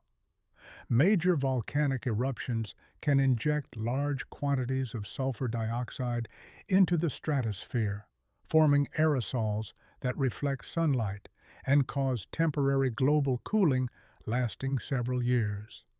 Additionally, fluctuations in greenhouse gas concentrations caused by geological processes like volcanic outgassing or the long-term weathering of silicate rocks modulate the planet's ability to retain heat over timescales of millions of years. The interplay between these different forcing mechanisms creates a complex climate history. Long-term cycles in Earth's climate, such as the transition between glacial and interglacial periods, are primarily influenced by Milankovitch cycles. These are periodic variations in Earth's orbital eccentricity, axial tilt, and the orientation of its axis. These variations don't significantly change the total amount of solar energy reaching Earth, but redistribute how that energy is received across different latitudes and seasons. For instance, cooler summers in the Northern Hemisphere allow winter snow to persist year-round. Over thousands of years, this persistent snow accumulates into massive continental ice sheets that can cover significant portions of the continents. The most recent ice age saw ice sheets extending as far south as the Great Lakes region in North America. The oceans serve as the primary moderator of the global climate system because of water's high specific heat capacity. Covering 71% of the surface, the oceans absorb and store vast quantities of solar energy, releasing it slowly over time.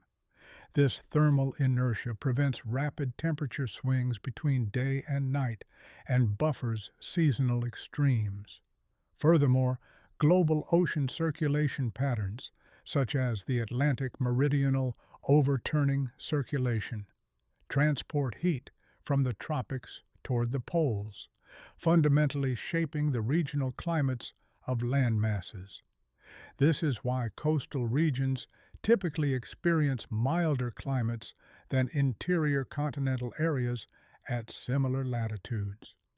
The moderating influence of the ocean can be seen by comparing coastal cities with inland cities at the same latitude. Water vapor is the most significant greenhouse gas in terms of total mass and contribution to the natural greenhouse effect. Its concentration in the atmosphere is directly dependent on temperature. As air warms, its capacity to hold water vapor increases exponentially. This creates a powerful positive feedback loop. An initial warming caused by other factors increases evaporation from oceans and land surfaces, which increases atmospheric water vapor, further trapping heat and amplifying the original temperature rise. This feedback is a central component of Earth's climate sensitivity and helps explain why small initial forcings can produce substantial temperature changes. The relationship between temperature and water vapor content follows the Clausius-Clapeyron equation, which describes how saturation vapor pressure increases with temperature. The global carbon cycle is the biogeochemical process through which carbon is exchanged among the atmosphere, hydrosphere, soil, lithosphere, and biosphere. Carbon exists in various forms, including gaseous carbon dioxide, dissolved carbonates in the ocean, and organic molecules in living tissue. The movement of carbon is essential for life and acts as a planetary thermostat, as the concentration of carbon-bearing gases in the atmosphere directly influences the global energy balance. Carbon constantly moves between these different reservoirs at varying rates. Several distinct processes facilitate the transfer of carbon between these reservoirs. Photosynthesis by plants and phytoplankton removes carbon dioxide from the atmosphere to create organic matter, while respiration and decomposition return it. Over much longer timescales, chemical weathering of continental rocks consumes atmospheric carbon dioxide. Rainfall, slightly acidic from dissolved carbon dioxide, reacts with silicate minerals in exposed rock, washing ions into the ocean where they're sequestered as calcium carbonate in marine sediments. Eventually, subduction carries these sediments deep into the mantle, and subsequent volcanic outgassing returns the carbon to the atmosphere, completing a cycle that spans millions of years. This geological carbon cycle operates on timescales vastly longer than the biological cycle. The long-term stability of Earth's climate is maintained by the balance between carbon sources, such as volcanic activity and organic decay, and carbon sinks, such as forest growth and deep-sea sedimentation. When the rate of carbon dioxide removal via silicate weathering matches the rate of volcanic input, the climate remains stable. If this balance is disrupted by sustained volcanic activity, the burial of vast forests, or the rapid weathering of freshly exposed rock, the planet undergoes significant warming or cooling. These transitions have occurred throughout geological history, moving the planet between greenhouse states with no polar ice and icehouse states with extensive glaciation. The planet has spent most of its history in warmer conditions than today, with ice-free poles representing the more common state. Paleoclimatology utilizes natural archives to reconstruct Earth's past environments. Ice cores drilled from the Greenland and Antarctic ice sheets contain air bubbles trapped during the compaction of snow. These bubbles provide direct samples of ancient atmospheres, allowing scientists to measure historical concentrations of carbon dioxide and methane with remarkable precision. Simultaneously, this ratio of oxygen isotopes in the ice provides a proxy for the temperature at the time the snow fell, revealing a high-resolution record of climate fluctuations over the last 800,000 years. The deepest ice cores penetrate more than 3 kilometers into the ice sheets, reaching ice that fell as snow nearly 1 million years ago. Other proxy records provide detailed data on more recent climate history. Dendroclimatology, the study of tree rings, uses the width and density of annual growth rings to infer past temperature and moisture levels. Each growing season leaves a distinct ring, creating an archive that can extend back thousands of years when overlapping samples from living and dead trees are matched. Similarly, layers of sediment on lake and ocean floors contain pollen grains and the remains of microscopic organisms that reflect the environmental conditions of their time. Corals also record changes in sea surface temperature and chemistry in their calcium carbonate skeletons, providing a detailed history of tropical ocean environments that can be read like the pages of a book. Each of these proxies captures different aspects of past climate, and combining them creates a more complete picture. The biosphere is the global sum of all ecosystems, representing the zone of life on Earth. It extends from the deepest ocean trenches and subterranean aquifers to several kilometers into the atmosphere, wherever microorganisms can survive. This system is characterized by the continuous exchange of energy and matter between living organisms and their physical environment. The biosphere is intrinsically linked to the atmosphere, hydrosphere, and lithosphere, as biological processes influence the chemical composition of the air, the salinity of the oceans, and the formation of soil and sedimentary rocks. Life has fundamentally altered the planet's surface and atmosphere over billions of years. Evidence for the earliest life on Earth dates back at least 3.5 to 3.8 billion years.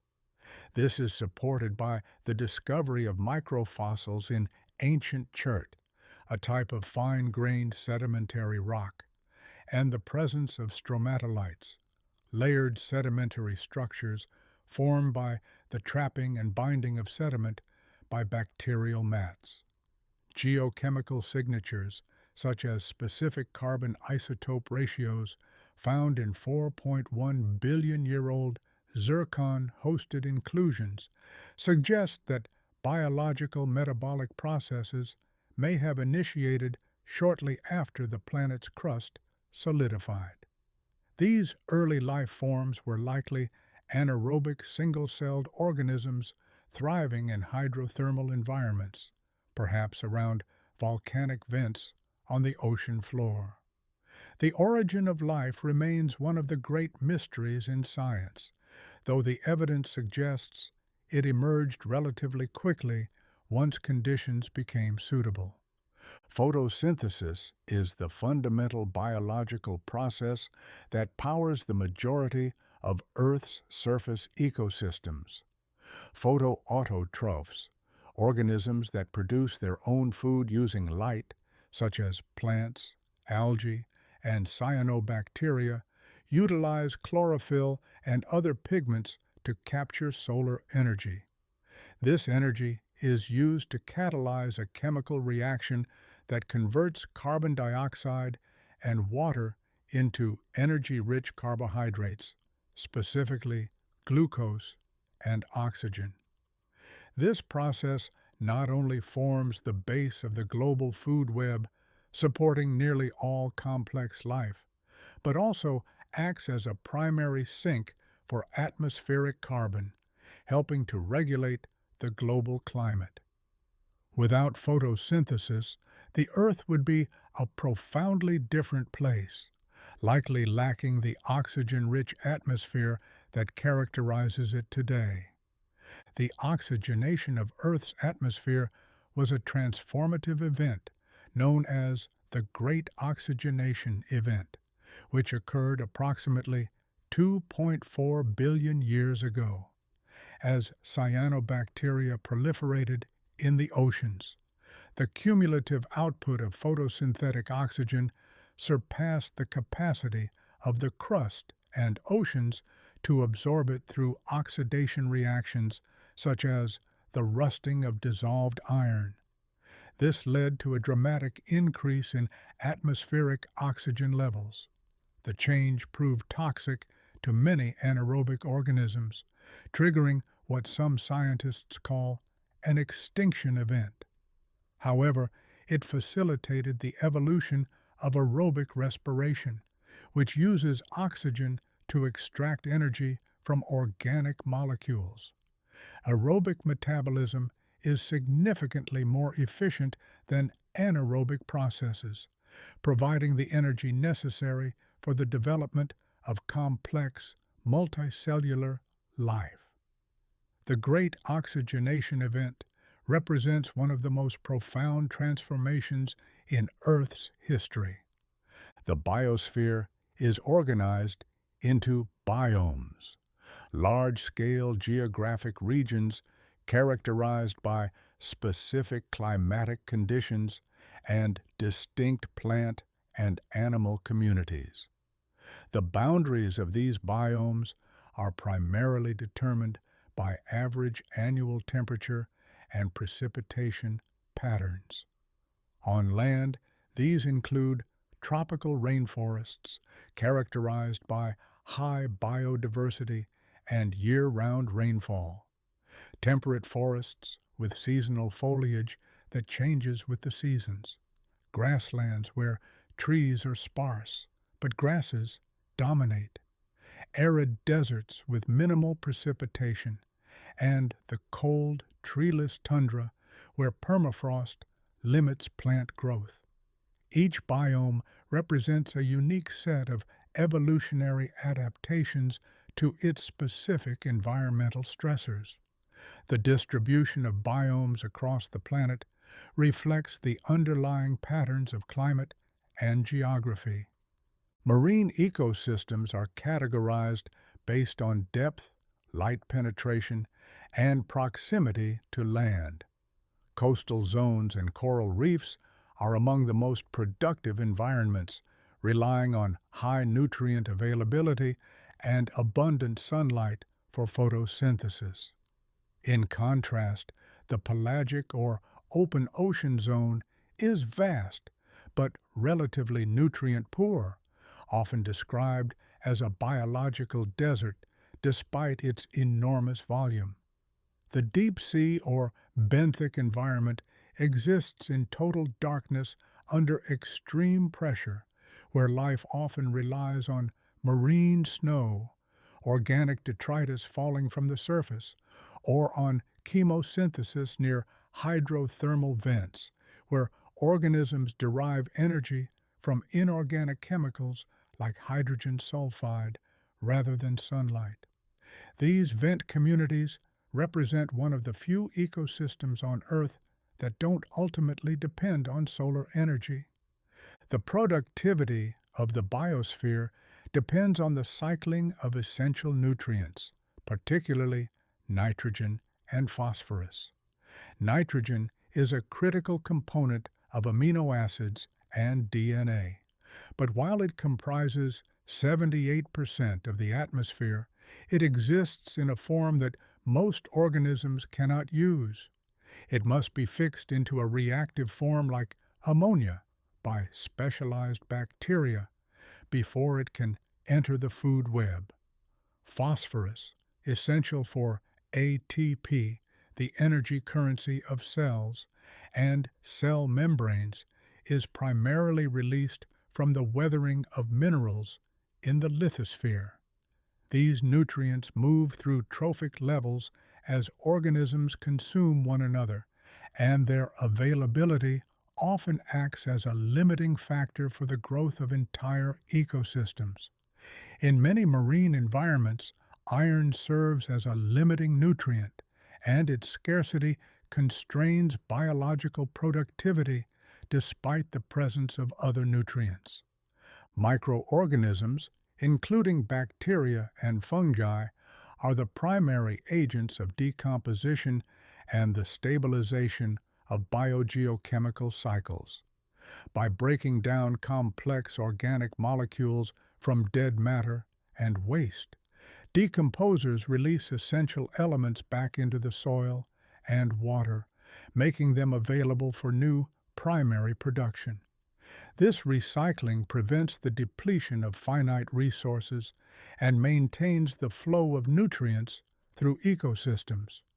Furthermore, microbes facilitate critical chemical transitions such as nitrification and denitrification in the nitrogen cycle, which regulate the flow of nutrients between the atmosphere and the soil.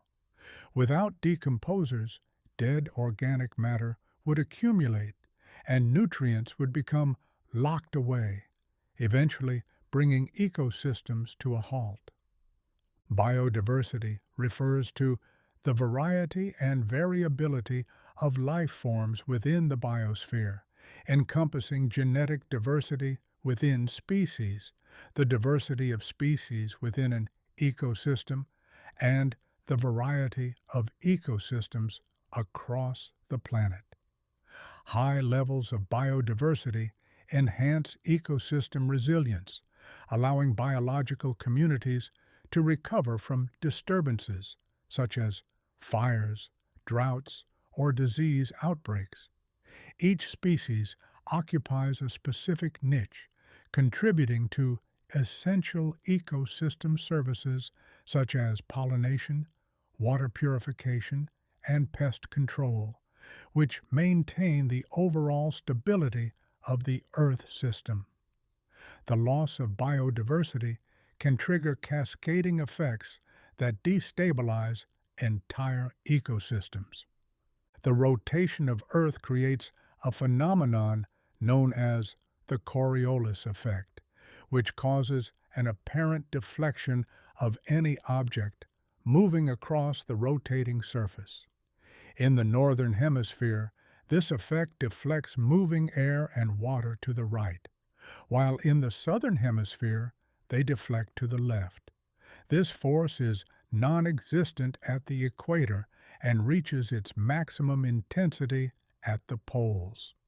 It serves as a fundamental driver of planetary scale circulation, preventing air from moving in a direct straight line from high pressure to low pressure areas. The strength of the Coriolis effect increases with the speed of the moving object and with latitude. The Coriolis effect is the primary mechanism that organizes large-scale atmospheric and oceanic motion. In the atmosphere, it transforms simple north-south air movements into circular or diagonal patterns, giving rise to the rotation of cyclones and anticyclones, the spinning weather systems that dominate mid-latitude weather. In the oceans, it influences the direction of surface currents, contributing to the formation of massive circular gyres. Without the Coriolis effect, atmospheric circulation would consist of large, simple convection cells stretching from the equator to the poles, rather than the complex, fragmented systems observed today.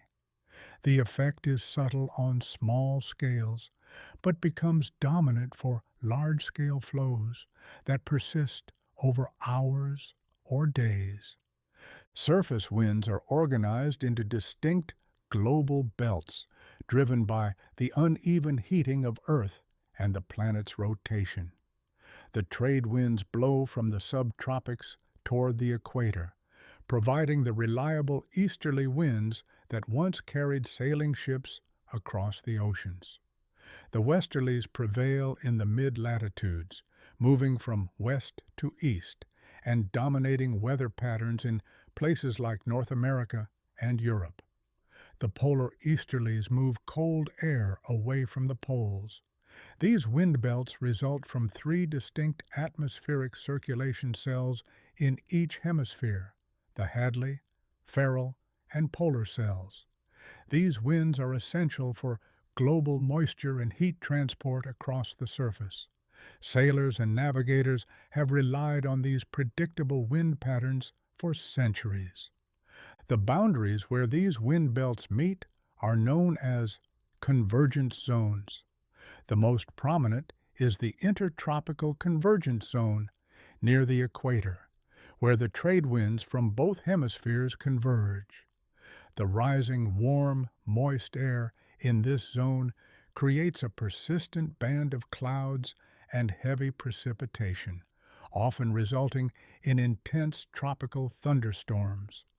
Conversely, where air descends between cells, such as in the subtropics around 30 degrees latitude, high-pressure zones develop, leading to arid conditions and the formation of many of the world's major deserts, including the Sahara and the Australian outback. The position of these convergent zones shifts with the seasons, following the sun's overhead position. Jet streams are high-altitude, fast-moving ribbons of air located near the tropopause, typically between 9 and 16 kilometers above the surface. These winds form at the boundaries of the atmospheric circulation cells where significant temperature gradients exist. The most powerful are the polar jet streams, which generally flow from west to east at speeds often exceeding 160 kilometers per hour, sometimes reaching more than 400 kilometers per hour during winter. Jet streams act as atmospheric steering currents, dictating the movement and intensity of storm systems and weather fronts in the mid-latitudes. Aircraft often take advantage of jet stream tailwinds to reduce flight times and fuel consumption.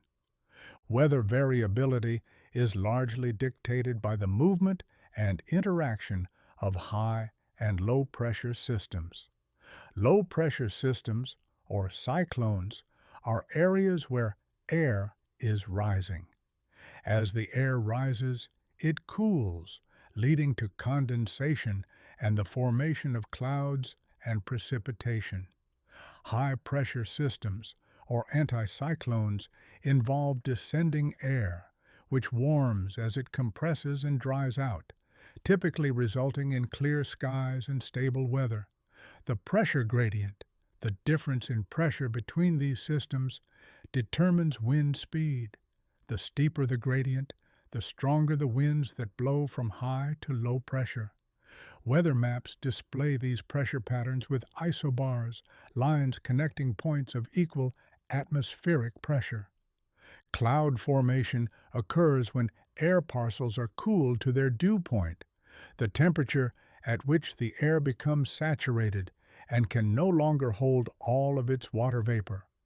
For condensation to happen, cloud condensation nuclei, tiny airborne particles such as sea salt, dust, or smoke, must be present for water molecules to cling to.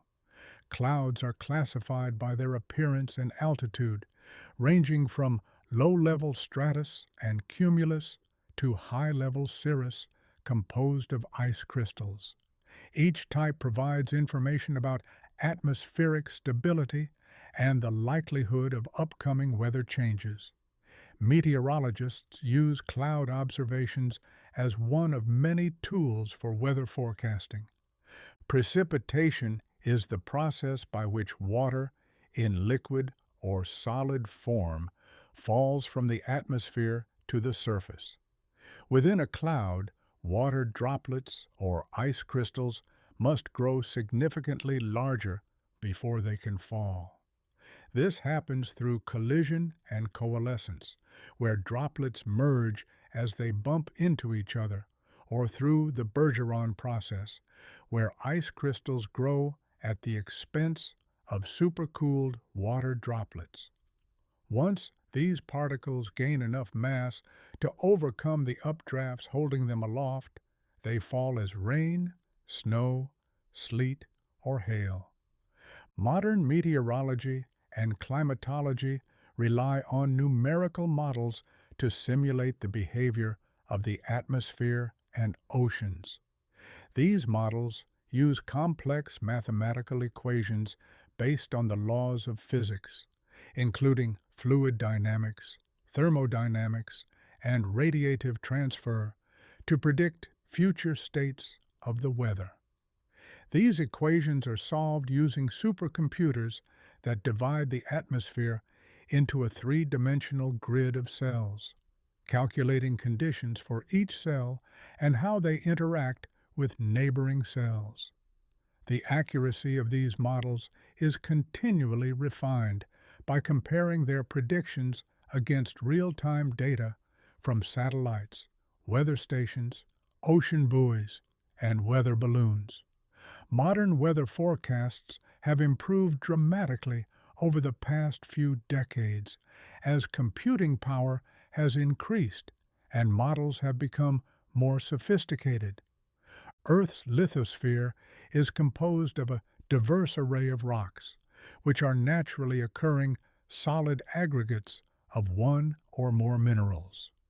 Geologists classify these rocks into three fundamental categories: igneous, sedimentary, and metamorphic, based on their mode of formation. This classification reflects the specific thermodynamic and chemical environments in which the rocks originated.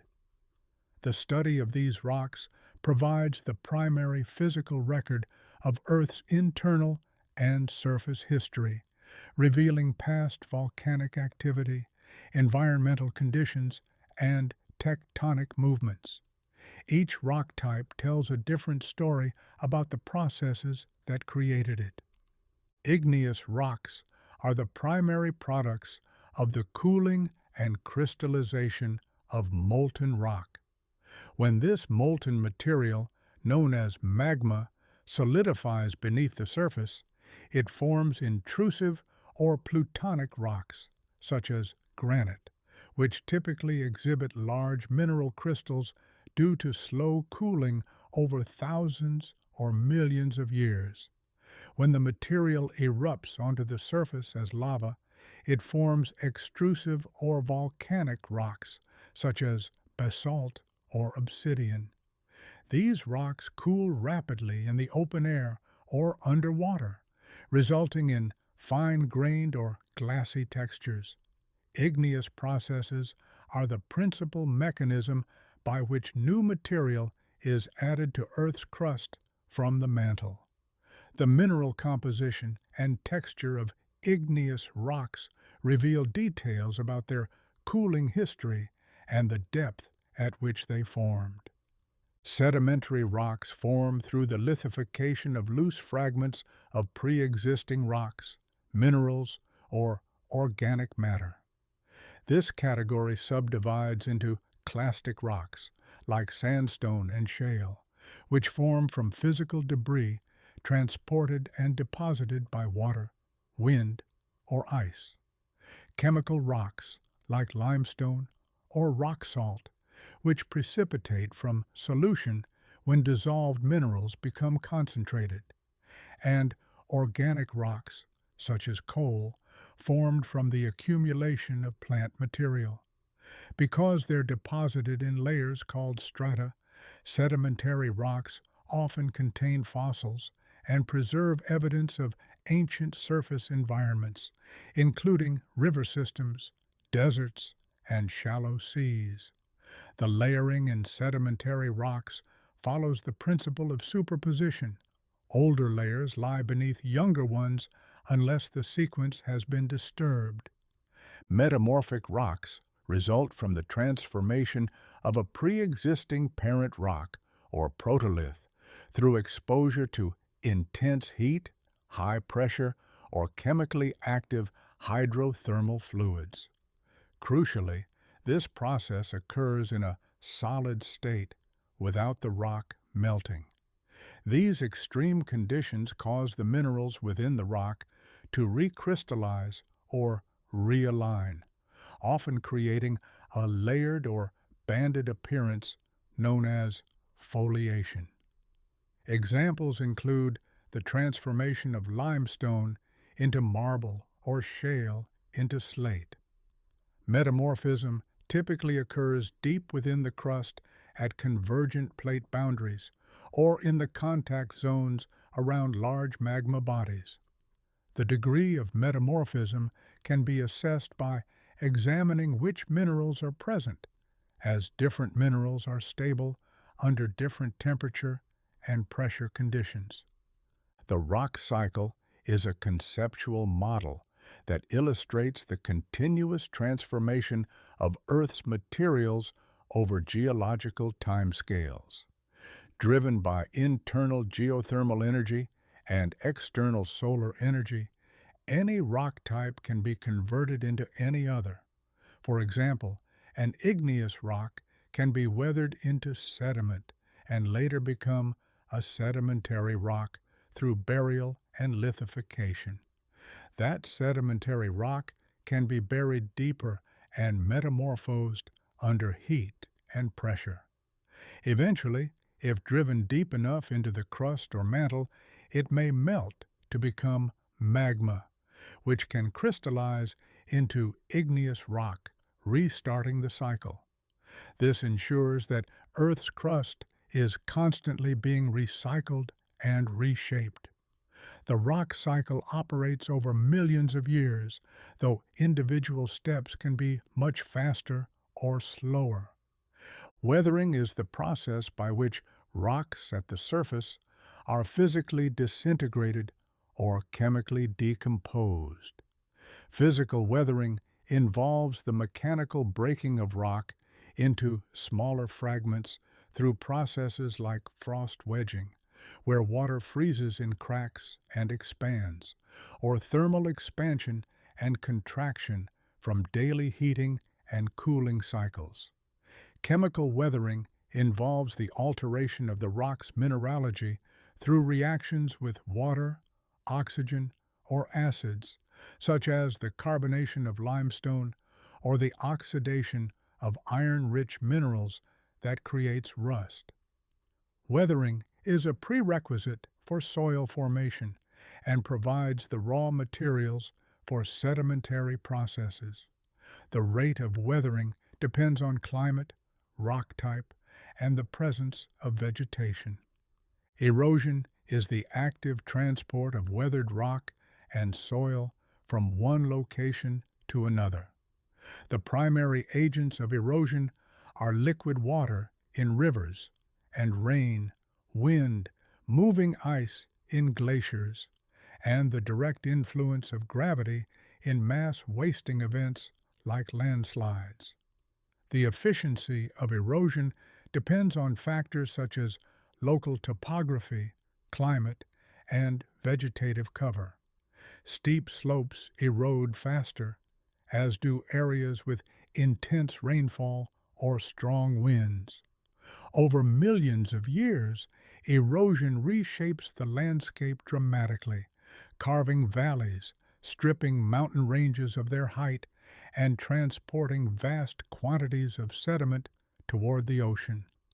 Rivers alone transport billions of tons of sediment to the oceans each year.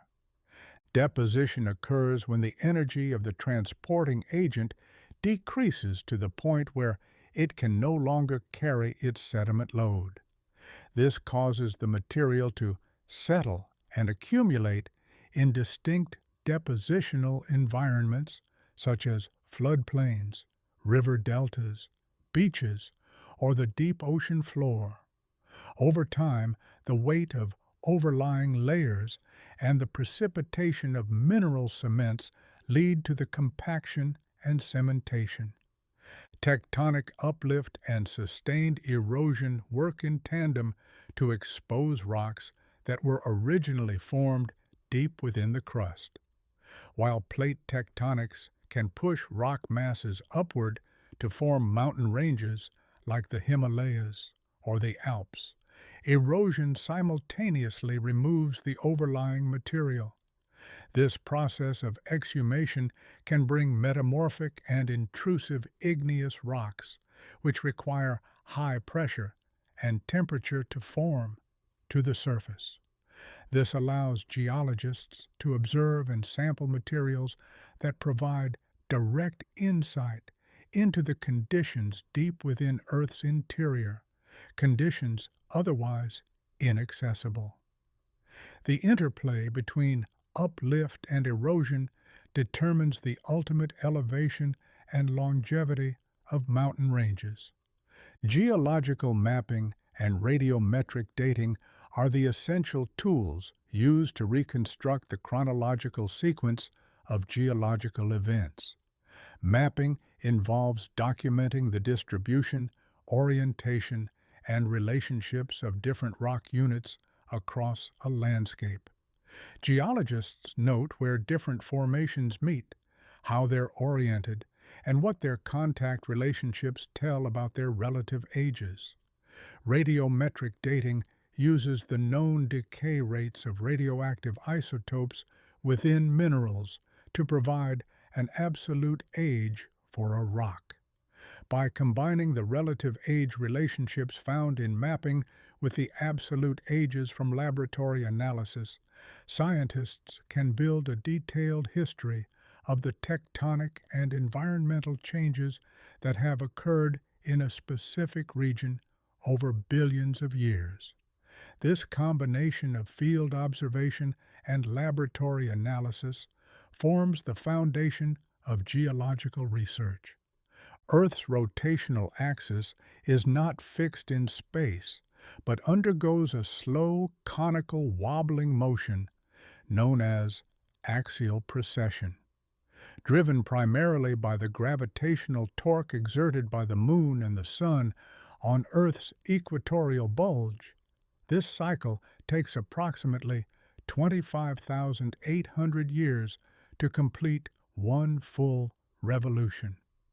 Precession causes the positions of the north and south celestial poles to shift over time, meaning the North Star changes across millennia. Currently, Polaris serves as the North Star, but in ancient Egyptian times, Thuban held that position, and in about 12,000 years, Vega will mark the north celestial pole. This motion also causes the position of the equinoxes to drift westward along the ecliptic, a phenomenon historically called the precession of the equinoxes. Ancient astronomers noticed this drift over centuries of careful observation. Superimposed upon the long-term cycle of precession is a smaller, short-term oscillation termed nutation. This nodding motion is caused by the varying gravitational pull of the Moon as its own orbital plane changes orientation. The primary period of nutation is approximately 18.6 years, corresponding to the precession of the Moon's orbital nodes. While the effect is small, shifting the pole's position by only a few arc seconds, it must be accounted for in high-precision astronomical observations and satellite tracking. Modern astronomy requires extreme precision, making even these tiny wobbles significant. The combination of precession, nutation, and variations in orbital eccentricity and axial tilt creates long-term fluctuations in how solar energy is distributed across the planet. These orbital variations are known as Milankovitch cycles. While they don't significantly alter the total amount of solar radiation Earth receives, they change the intensity of the seasons and the distribution of heat between hemispheres. These subtle shifts are the primary pacemakers for the advancement and retreat of continental ice sheets during the Quaternary period, the past 2.6 million years of Earth's history. The cycles help explain the regular rhythm of ice ages that have characterized recent geological time. Tides are the periodic rise and fall of sea levels caused by the gravitational gradients of the Moon and the Sun. Because the Moon is much closer to Earth than the Sun, despite being far less massive, its tidal generating force is approximately 2.2 times greater. This gravity creates a tidal bulge in the oceans on the side of Earth facing the Moon, and a corresponding bulge on the opposite side due to inertia. As Earth rotates through these bulges, coastal areas experience high and low tides, typically 2 of each per day. The alignment of the sun and moon during full and new moons results in higher spring tides, while their perpendicular alignment during quarter moons results in lower neap tides. The tidal range varies considerably depending on coastal geography and the shape of ocean basins. The interaction between the rotating Earth and the tidal bulges results in tidal friction. Because Earth rotates faster than the Moon orbits it, the tidal bulges are pulled slightly ahead of the Earth-Moon line by the planet's rotation. The resulting gravitational tug acts as a brake on Earth's rotation, gradually increasing the length of a day by about 1.7 to 2.3 milliseconds per century. Simultaneously, the law of conservation of angular momentum dictates that as Earth slows down, the Moon must move into a higher orbit, receding from Earth at a rate of approximately 3.8 centimeters per year. This means the Moon was once much closer to Earth, and in the distant past, days were significantly shorter. When the Moon first formed, it may have been only a fraction of its current distance from Earth. Earth and the Moon function as a binary system, orbiting a common center of mass called the barycenter. Because Earth is much more massive than the Moon, about 81 times more massive, the barycenter is located approximately 4,670 kilometers from Earth's center, roughly 1,700 kilometers below the surface. This means that Earth doesn't simply spin in place, but follows a slight wobble as it and the Moon revolve around this point every 27.3 days. This wobble is imperceptible in daily life, but becomes important for precise astronomical calculations. The Moon's gravitational presence acts as a stabilizer for Earth's axial tilt. Without a large satellite, the gravitational perturbations from other planets, particularly Jupiter, would cause Earth's obliquity to vary wildly, potentially swinging from 0 to 85 degrees over millions of years. Such extreme shifts would cause catastrophic climate instability, with periods where the poles face the sun directly followed by periods where the equator receives the most extreme seasonal variations. The Moon's gravity dampens these effects, keeping the tilt within a narrow range of about 2.4 degrees and ensuring a relatively stable seasonal cycle over geological time. This stability has been crucial for the development and persistence of complex life on Earth. The Moon's stabilizing influence may be one of the factors that made Earth particularly suitable for the evolution of complex ecosystems. Geological and paleontological records provide evidence that Earth's day was significantly shorter in the distant past. Studies of tidalites, sedimentary layers deposited by ancient tides, and the daily growth rings of fossilized corals offer a window into this history. These records indicate that during the Devonian period, about 400 million years ago, a year contained approximately 400 days, with each day lasting only about 22 hours. Going back even further into the Proterozoic eon, nearly 1.5 billion years ago, the day may have been as short as 18 hours. The gradual lengthening of the day reflects the ongoing tidal friction that continues to slow Earth's rotation. These ancient organisms preserved a record of Earth's rotation in their growth patterns. Short-term variations in Earth's rotation rate, often measured as length of day fluctuations, occur due to the exchange of angular momentum between the solid Earth and its fluid layers. Seasonal changes in global wind patterns, such as the strengthening of the jet streams during winter or large-scale shifts in ocean currents, can cause the crust to slightly speed up or slow down to conserve total angular momentum.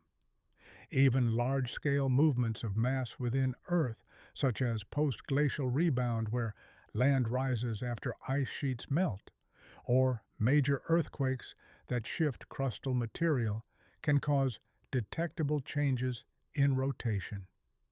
The 2011 Tohoku earthquake in Japan, for instance, caused a measurable change in Earth's rotation rate. Maintaining highly precise measurements of Earth's orientation and rotation is essential for modern technology. Systems such as GPS require nanosecond-level accuracy to function properly. Without constant adjustments for the subtle changes in Earth's spin and axial position, navigation systems would accumulate errors of several kilometers within a single day. These measurements are coordinated globally through techniques like very long baseline interferometry, which uses radio telescopes to measure minute changes in Earth's rotation, and satellite laser ranging, which bounces laser beams off reflectors on satellites to track their precise positions. The International Earth Rotation and Reference Systems Service coordinates these measurements worldwide. The Geographic Coordinate System is a spherical reference framework used to define precise locations on Earth's surface. The equator serves as the fundamental reference line, an imaginary circle equidistant from the north and south poles that divides the planet into the northern and southern hemispheres. It's designated as 0 degrees latitude. Latitudinal lines, or parallels, measure the angular distance north or south of the equator, while longitudinal lines, or meridians, measure the angular distance east or west of the prime meridian in Greenwich, England. Together, these coordinates allow for the unique identification of any point on the terrestrial spheroid. This system has been refined over centuries of navigation and surveying. Navigation over long distances relies on the geometry of great circles. A great circle is the largest possible circle that can be drawn on a sphere. Its plane passes through the center of Earth. The shortest distance between any 2 points on a sphere is the arc of the great circle connecting them. Known as great circle routes or orthodromes, these paths are standard in aviation and maritime transport to minimize travel time and fuel consumption. Because standard map projections, such as the Mercator, distort these paths into curves, navigators must constantly adjust their compass headings to follow the true great circle arc, which is why airplane routes over the Atlantic often appear to curve northward when shown on flat maps. What appears as a curved path on a flat map is actually the straightest possible route on the spherical Earth. The global energy balance is characterized by a significant latitudinal gradient.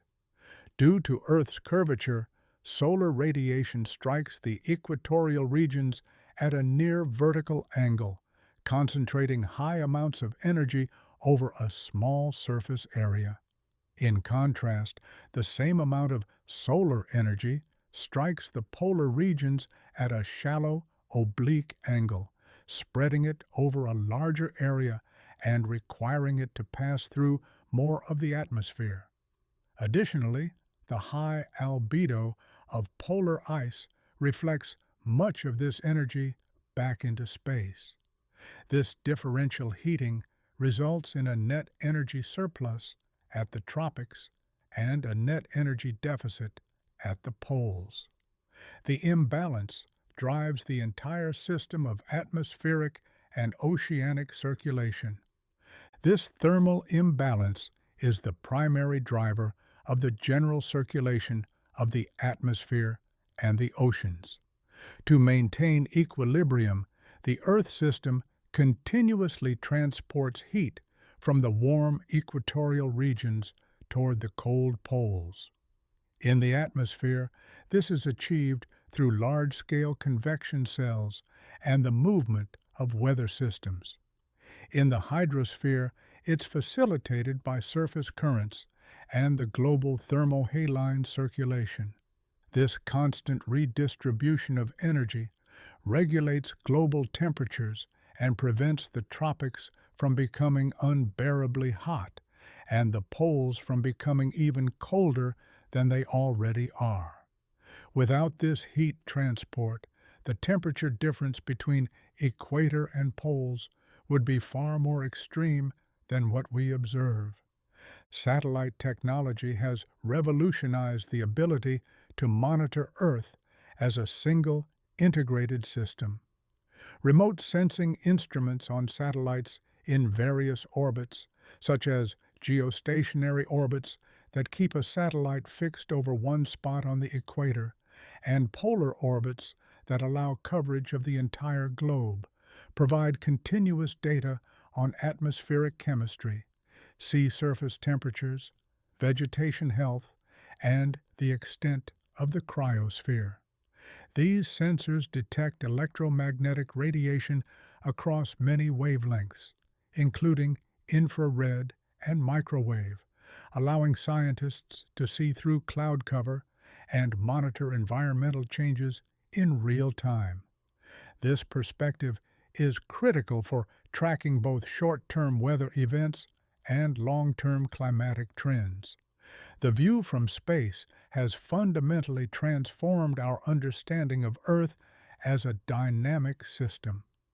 The study of Earth's complex systems requires the integration of disparate data sources. Information collected by satellites is cross-referenced and ground-truthed with data from surface-based weather stations, ocean buoys, and research aircraft. These combined datasets are processed through sophisticated algorithms to create high-resolution global models. These models allow researchers to observe the interconnectedness of Earth's spheres, revealing how a change in ocean temperature in the Pacific can influence precipitation patterns in the Amazon or affect the rate of ice melt in the Arctic. The complexity of these interactions makes Earth system science inherently interdisciplinary. Earth's topography is the product of competing forces, endogenic processes like tectonic uplift and volcanism that build landforms upward, and exogenic processes like weathering and erosion that wear them down. Mountains form primarily at plate boundaries through folding, faulting, and volcanic activity. Plateaus are elevated regions of relatively level terrain, often formed by the uplift of large crustal blocks or the accumulation of successive lava flows over millions of years. Plains and basins represent lower elevation regions. Basins are often structural depressions where sediments accumulate over geological time, while plains can form through the deposition of sediment from rivers or the retreat of ancient seas. The balance between construction and destruction determines the landscape we see today. The structural cores of the continents consist of cratons, which are divided into shields and platforms. A shield is a large area of exposed Precambrian crystalline igneous and high-grade metamorphic rocks that have remained geologically stable for billions of years. The Canadian Shield and the Baltic Shield are prominent examples. Platforms are regions where the cratonic basement is buried under a veneer of younger, undeformed sedimentary rocks.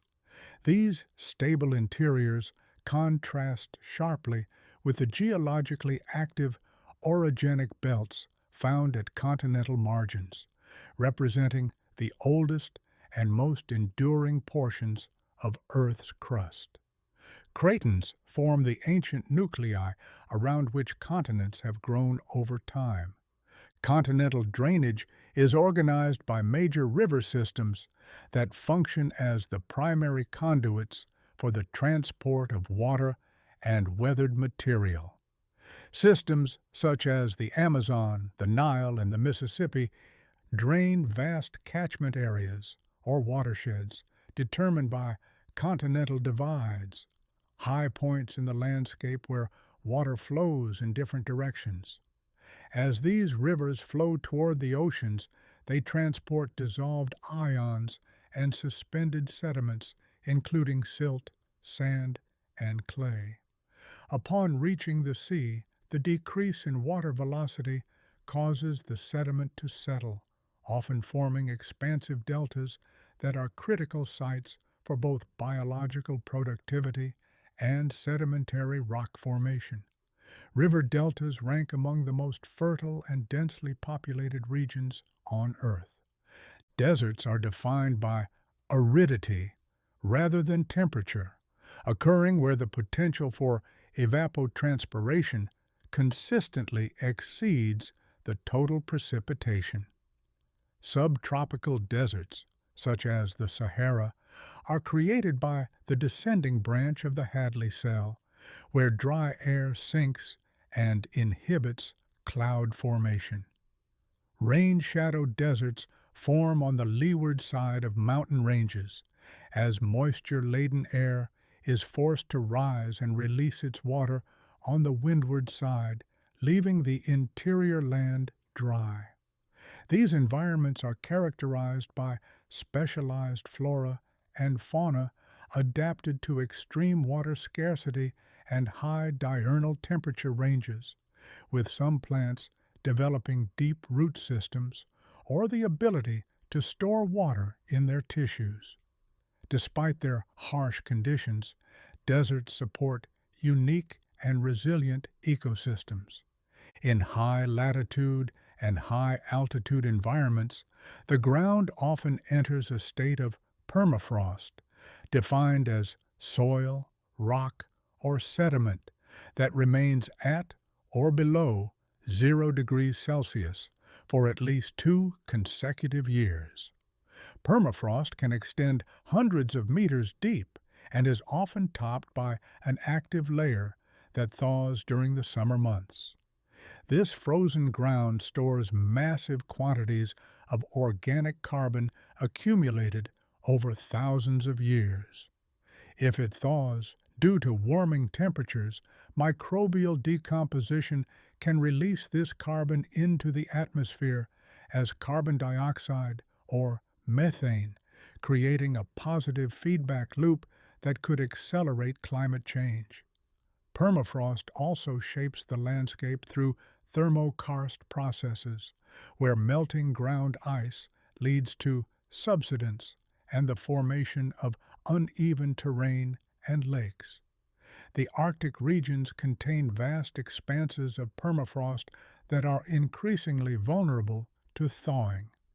Coastal zones represent the highly dynamic interface between the lithosphere and the hydrosphere.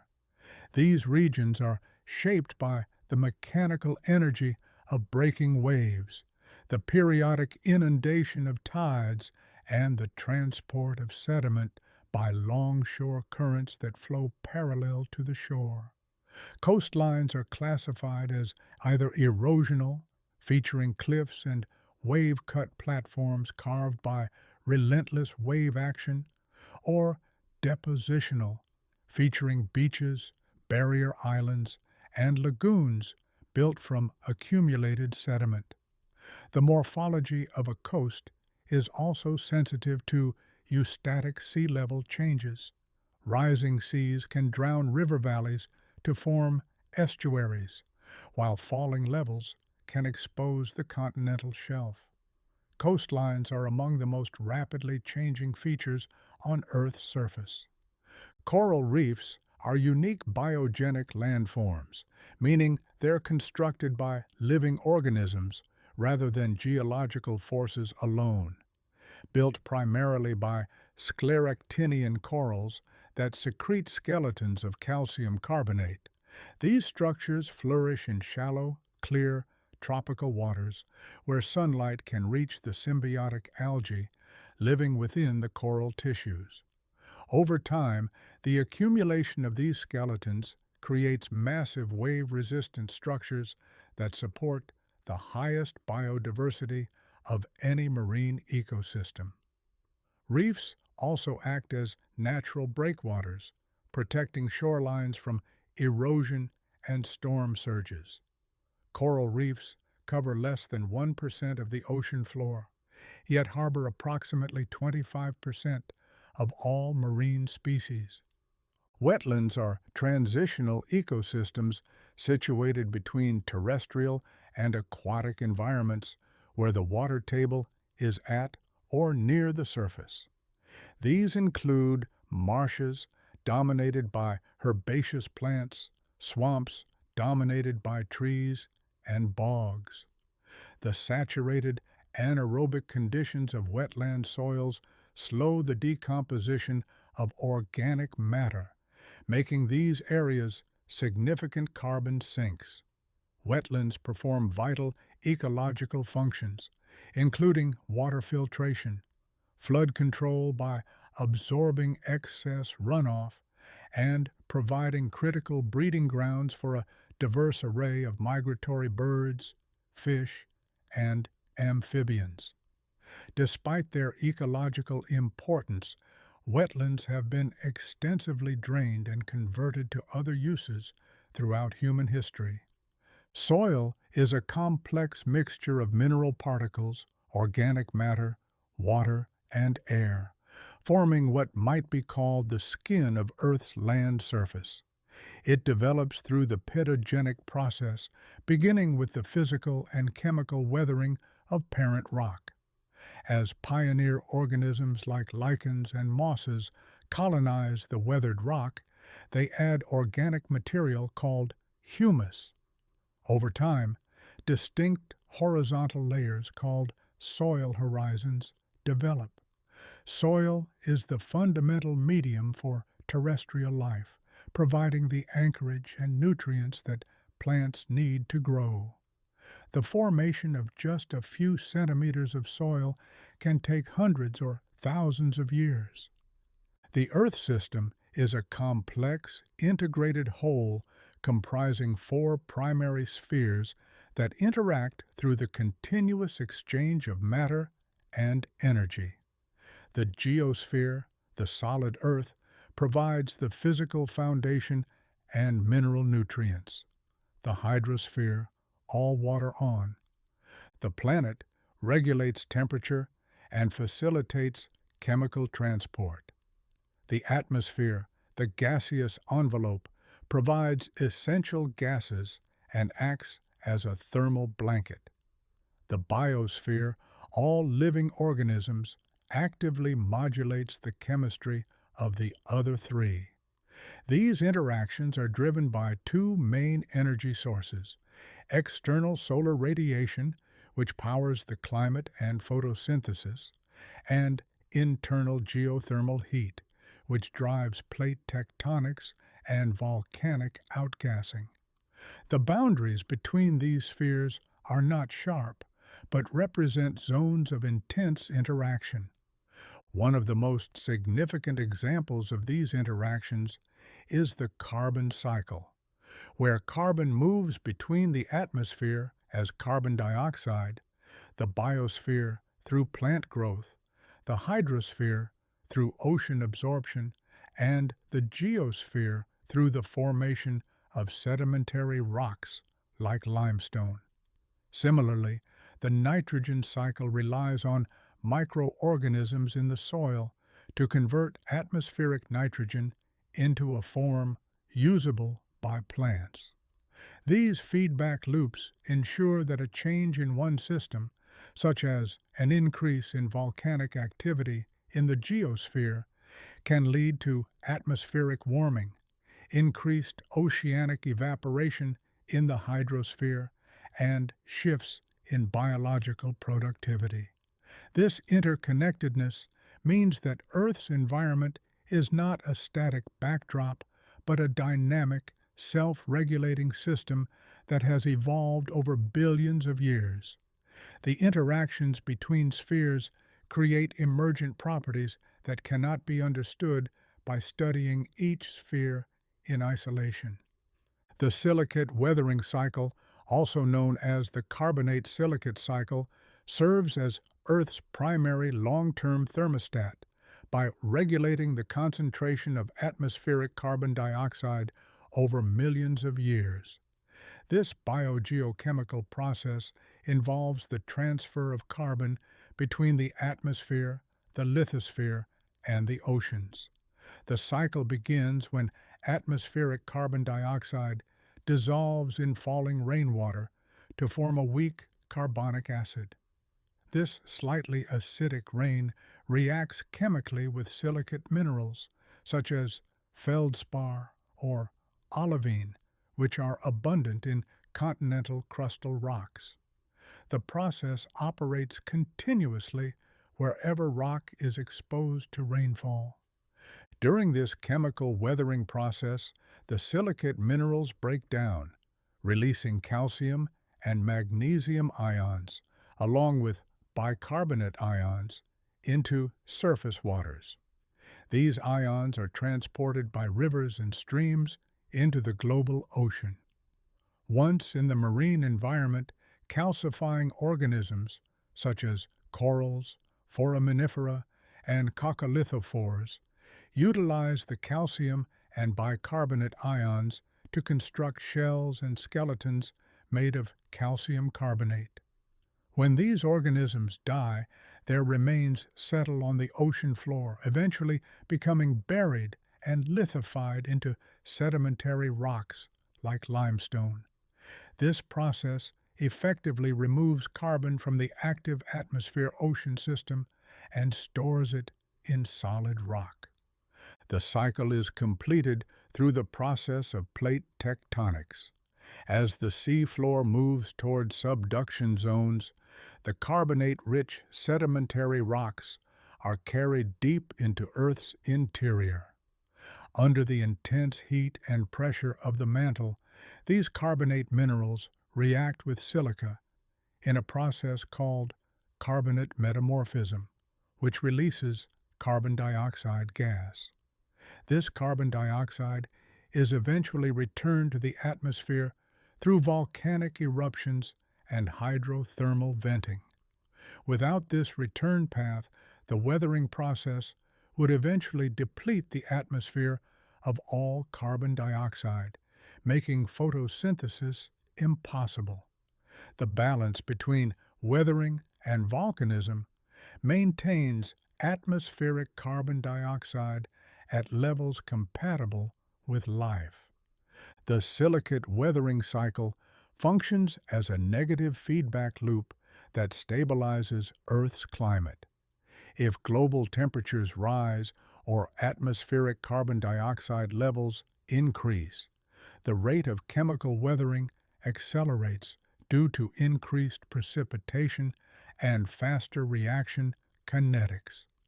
This increased weathering removes carbon dioxide from the atmosphere more rapidly, sequestering it in ocean sediments and eventually cooling the planet. Conversely, if the planet cools, weathering rates slow down, allowing volcanic carbon dioxide to accumulate in the atmosphere and gradually warm Earth.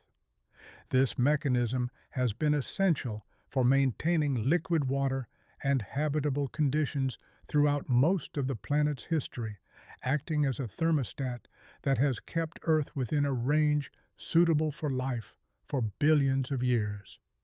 As this journey comes to a close, there's nothing you need to hold on to. The ideas you've heard can drift away if they wish, leaving only a sense of quiet understanding. If this time together felt comforting or interesting, and you'd like to return another night, you're always welcome here. You can subscribe if you'd like, or simply come back whenever it feels right. And if at any point you feel like sharing, your thoughts and gentle suggestions are always appreciated. They help shape this space into something even more restful for you and for others who listen quietly around the world. Thank you for choosing the Curious Owl tonight, for giving this calm moment your time, and for being part of this small, thoughtful community. For now, let your breathing slow, let your thoughts grow lighter, and allow sleep to arrive in its own time. Good night.